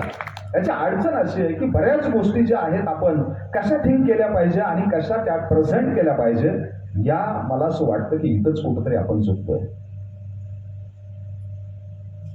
यामध्ये मला नियमितपणे ज्यावेळी मी बोलत असतो त्यावेळी काही एक ठराविक आपल्या बाजूच्या गोष्टी सांगून मुलांना हे सगळं पटवून देत असतो की आपण जगापेक्षा किती सुपेरियर आहे. पण आपण जन्मजातच आपल्याला इन्फेरियर का मानतोय हे कोडच अजून त्या ठिकाणी सुटलेलं नाहीये. प्रत्येक जिल्ह्यामध्ये मायग्रेट झालेला शिक्षणासाठीचा जो विद्यार्थी आहे तो सुद्धा ठासून तिथं जाऊन अभ्यास करतोय. मी पाहतोय की दरवर्षी लातूर मधला टॉपर असेल, नांदेड मधला टॉपर असेल, निश्चित 55% वेळा तो बीड जिल्ह्यातला असतो. दरवर्षी आम्ही पाहतो. याचा अर्थ असा आहे की बीड जिल्ह्यामध्ये पोटॅन्शियल जबरदस्त आहे. फक्त त्या ठिकाणी दिशा जी आहे ती दिशा कुठेतरी आमची चुकते. भोसले सरांनी बघा बोलताना त्या ठिकाणी हमेशा एक वाक्य ते सांगतात की direction is more important than speed. तर डायरेक्शन नेमकं कशाला म्हणायचं, एक छोटं उदाहरण सांगतो म्हणजे तुमच्या लक्षात येईल की आपल्याकडचे लोक त्या ठिकाणी बालाजीला जातात, शिर्डीला जातात, आणखी कुठे कुठे जात असतात. प्रत्येकाची श्रद्धा असते, कुणी मक्का मदिनाला जातं. असाच एक साधारण व्यक्ती त्या ठिकाणी बालाजीमध्ये गेला होता आणि बालाजीला गेल्याच्या नंतर उतरल्यावर त्याला असं वाटलं की रेल्वेतून आपण उतरलोय आणि मग आता आपण रिक्षा करून या देवस्थानाला पोहोचू. तर रिक्षावाल्याकडे गेला आणि त्याला म्हटलं की मला बालाजीच्या देवस्थानाला जायचंय, किती पैसे घेणार? त्यांनी सांगितलं 200 रुपये. त्याला वाटलं 200 रुपये जास्त आहे, म्हणून तो म्हटला 200 रुपये नाही 100 मध्ये. याला काहीच माहित नव्हतं तिथलं, पण म्हटलं 100 मध्ये सोडते, तो मला जमणार नाही. त्याने लगेच पिशवी पाठीवर टाकली आणि चालायला सुरुवात केली. 10 मिनिट, 15 मिनिट, 20 मिनिट चालल्याच्या नंतर त्याला म्हटलं आता मी खूप चालून आलोय, आता मी दुसरा रिक्षा त्या ठिकाणी बघतो. एक ऑटो चालला होता, पुन्हा त्यांनी त्या ठिकाणी त्याला हात केला आणि बघतो तर काय, तोच रिक्षावाला पुन्हा त्याच्या समोर. त्यानं त्याला विचारलं की आता किती पैसे घेणार? तो मला 400 रुपये. म्हटलं अरे मी 20 मिनिट चाललोय, आता तू कमी घ्यायला पाहिजे, मगाशी 200 रुपये म्हटलं होता, आता 400 रुपये म्हटलंय. त्या रिक्षावाल्याने सांगितलं बाबा बालाजी इकडे, तू इकडे चाललाय, त्यामुळे तुझी दिशाच चुकली आहे. आणि ज्याची दिशा चुकते त्याला डेस्टिनेशन सापडत नाही. हे कळायला आम्हाला खूप वर्ष जातात, म्हणून आम्ही कदाचित मागासले असू असं मला वाटतं. बऱ्याच वेळा होतं असं की आपली संगत नडत असते. पालक आपल्यासाठी काय प्रयत्न करतात आणि आपल्यासाठी किती झिजतात हे विद्यार्थ्यांना माहित नाही. आता साहेबांनी बोलताना सांगितलं की पालकांनी सुद्धा विद्यार्थ्यांना समजून घेतलं पाहिजे. पण मी त्याच्या 180 डिग्री रिव्हर्स मध्ये हे पण बोलेल की विद्यार्थ्यांनी आपल्या पालकाला समजून घेतलं पाहिजे. 1 किंवा 2 मुलं आज फक्त पालकांना आहेत आणि त्यांच्यासाठी आयुष्य शिरवण्याची त्या ठिकाणी त्यांची तयारी चालू आहे. बराच वेळा आम्ही पाहतो की अगदी पहिलीच्या वर्गापासून पालक किती त्या विद्यार्थ्यासाठी काय काय करत असतात. इथं स्कूलमध्ये आम्ही पाहतो, बाहेर कोचिंगमध्ये त्या ठिकाणी आम्ही पाहतो आणि त्यावेळी लक्षात येतं की आपले पालक खूप सजग आहे. मला लातूरमधून सुद्धा त्या ठिकाणी संघटनेचं काम करत असताना माझं जाणं येणं असतं. तिथून सुद्धा रिपोर्ट मिळतो की लातूरमध्ये सगळ्यात जास्त रूम कुणाकडे आहेत तर बीडकरांकडे सगळ्यात जास्त रूम आहेत. म्हणजे आमच्या पालकांपैकी एक जण इथं थांबतोय, बरोबर, दुसरा जण त्या ठिकाणी तिथे जातोय आणि मुलांसाठी एवढं सॅक्रिफाईस करतायत. पण सरांनी आता सांगितलं की आता जे ग्लोबलायझेशन झालंय आणि त्या ठिकाणी जे काय आता सोशल मीडियामधून फसवेगिरी चालू आहे याच्यामुळे बऱ्याच वेळा काय होतं की आमचे मुलं याला बळी पडतात. आम्ही पाहतो की आमच्या कोचिंग इंडस्ट्रीमध्ये सुद्धा हे वातावरण सगळीकडे दिसतं. खरं तर खूप राग येतो आम्हाला की एकच विद्यार्थी असतो आणि 3-3, 4-4 मोठमोठे क्लासेस त्याचा फोटो देत असतात. प्रत्येक जण सत्कार करतो, प्रत्येक जण सोशल मीडियावर टाकतो, आम्हाला सगळ्याला वाटतं की हा विद्यार्थी इथेच होता. पण आपण जर स्टॅटिस्टिक पाहिलं, जसं यांनी आता सांगितलं, जे खरं आहे ते त्या ठिकाणी बोलवलं. त्यांनी सांगितलं की मी युपीएससी माझ्या जोरावरती केली, मी कोचिंग सुद्धा घेतलेलं नाहीये. म्हणजे काय काय होऊ शकतं लक्षात घ्या. आणि आपण म्हणतो की XYZ, हा आपल्याला कोचिंगमध्ये डायरेक्शन देणारे टीचर लागतात हे आपण पाहतो. आणि निश्चितपणे जे जे विद्यार्थी आहेत त्यांना माहित आहे की या सगळ्या लोकांचं तुमच्याबद्दलचं जे काही अटॅचमेंट आहे, तुमच्याबद्दलचं जे काही त्यांचं कमिटमेंट आहे हे किती स्ट्रॉंग आहे. सकाळी 7 वाजता उमाकिरांच्या प्रांगणामध्ये येतात, रात्री 8 वाजेपर्यंत हे सगळेजण तिथंच असतात, नाश्ता तिथंच असतो, जेवण तिथंच असतं आणि संध्याकाळी जेवायला फक्त घरी जातात. या शाळेमध्ये आम्ही फक्त त्या ठिकाणी संचालक म्हणून नाही तर पालक म्हणूनही हे पण आपण त्या ठिकाणी ऐकलं. पण यांना माझा तुमच्या समोरचा प्रश्न आहे की आपल्या पाल्यांना किती वेळ दिलाय. आम्ही लोक खरंच त्या ठिकाणी पाल्यांना सुद्धा वेळ देऊ शकत नाही. एवढं कमिटमेंट, एवढी त्या ठिकाणी सॅक्रिफाईस या सगळ्या गोष्टीसाठी इथे असते. पण आमच्या विद्यार्थी पालकांचं हे जे आपल्याकडचं स्वप्न आहे ह्याला सिरियसली घेत नाही. मी तुम्हाला सहज प्रश्न विचारतो की तुम्ही सगळे नीटचे स्टुडंट आहेत किंवा आता जे काही छोटे स्टुडंट आहे हे पण नीट ॲस्पिरंट आहेत, पुढे जाऊन IIT मध्ये त्यांना त्या ठिकाणी जायचं आहे. हे करत असताना पालक आपल्यासाठी काय करतायत. आता आपण पाहतो की एज्युकेशन पहिल्यासारखं आता फ्री राहिलेलं नाही. कॉम्पिटिशन एवढी वाढली आहे त्यामुळे एज्युकेशनमध्ये इन्व्हेस्टमेंट वाढली आहे. भारतामध्ये सध्या 2च इंडस्ट्रीमध्ये प्रचंड ग्रोथ आहे, एक आरोग्य आणि एक एज्युकेशन. या 2 इंडस्ट्रीमध्ये खूप ग्रोथ आहे. प्रत्येक पालक आपल्या विद्यार्थ्यांवर खूप मोठी इन्व्हेस्टमेंट करतोय आणि आपल्याला असं वाटत असतं की मी जे शिकतोय ते माझ्या पालकांवरती मी कुठेतरी त्या ठिकाणी उपकार करतोय. बरेच मुलं कमिटमेंट करत असतात की मी 10वीला एवढे मार्क केले तर मग मला तुम्ही गाडी दिली पाहिजे, मी 12वीला एवढे मार्क घेतले तर मला त्या ठिकाणी ही गाडी पाहिजे, ही बाईक पाहिजे. मुली पण त्या ठिकाणी बऱ्याच कमिटमेंट, बरेचसे प्रॉमिसेस पालकांकडून घेत असतात. माझा एक साधा सरळ प्रश्न आहे मित्रांनो, आज आपण पाहिलं की आपला एक बिडकर UPSC होऊन तुमच्या समोर आलेलं, त्यांनी सांगितलं की मी 30s मध्ये UPSC क्लिअर केलेली आहे. तसंच तुम्हाला जर खूप चांगलं स्पेशलाइज्ड डॉक्टर व्हायचं असेल, तुम्हाला जर त्या ठिकाणी IIT नंतर रिसर्च मध्ये जायचं असेल तर आयुष्याच्या जवळपास एवढेच वर्ष लागतात. तेव्हा तुमच्या पालकांचं वय हे 60 ते 65 वर्ष असतं आणि भारतातलं ॲव्हरेज लाईफच 65 आहे. याचा अर्थ तुम्ही कमवलेल्या 1 रुपयाचं सुद्धा त्यांना उपयोग होईल की नाही हे सांगता येत नाही. तरी आम्हाला असं वाटत असतं की आम्ही आमच्या पालकांवरती उपकार करतोय. विद्यार्थ्यांनी इथून हे घेऊन गेलं पाहिजे की I am the luckiest student, मला इतके चांगले पॅरेंट मिळालेले आहेत. आता बोलताना त्या ठिकाणी काही वक्त्यांनी सांगितलं की आमच्या जनरेशनमध्ये म्हणजे तुमच्या पालकांच्या जनरेशनमध्ये एज्युकेशन कसं घेतलं याची जर तुम्ही स्टोरी ऐकली तर तुमच्या अंगावरती काटा उभा राहील. 7-7, 8-8, 10-10 किलोमीटर चालत जाऊन एज्युकेशन घेतलेली ही मंडळी जी आज तुमचे पालक आहेत. मला गॅरंटी इथं बसलेल्यापैकी 95% पेक्षा जास्त पालक असे असतील की ज्यांनी या परिस्थितीतलं एज्युकेशन घेतलंय. म्हणजे त्यांनी खूप स्ट्रगल केलाय आणि तुमच्यासाठी चांगले दिवस देण्यासाठीच ही त्या ठिकाणी कसरत त्यांची चालू आहे. तर विद्यार्थ्यांनी फक्त एवढंच लक्षात ठेवलं पाहिजे की माझे पालक जर माझ्यासाठी एवढं झिजतात तर माझं त्यांच्या प्रतीचं त्या ठिकाणी जे काही दायित्व आहे ते मी माझ्या खांद्यावरती कायमस्वरूपी लक्षात ठेवलं पाहिजे. आणि म्हणून मी सगळ्या विद्यार्थ्यांना अपील करेल की तुम्ही तुमच्या पालकांची स्वप्न पूर्ण करण्यासाठी जेवढं काही कष्ट करता येतं तेवढं कष्ट त्या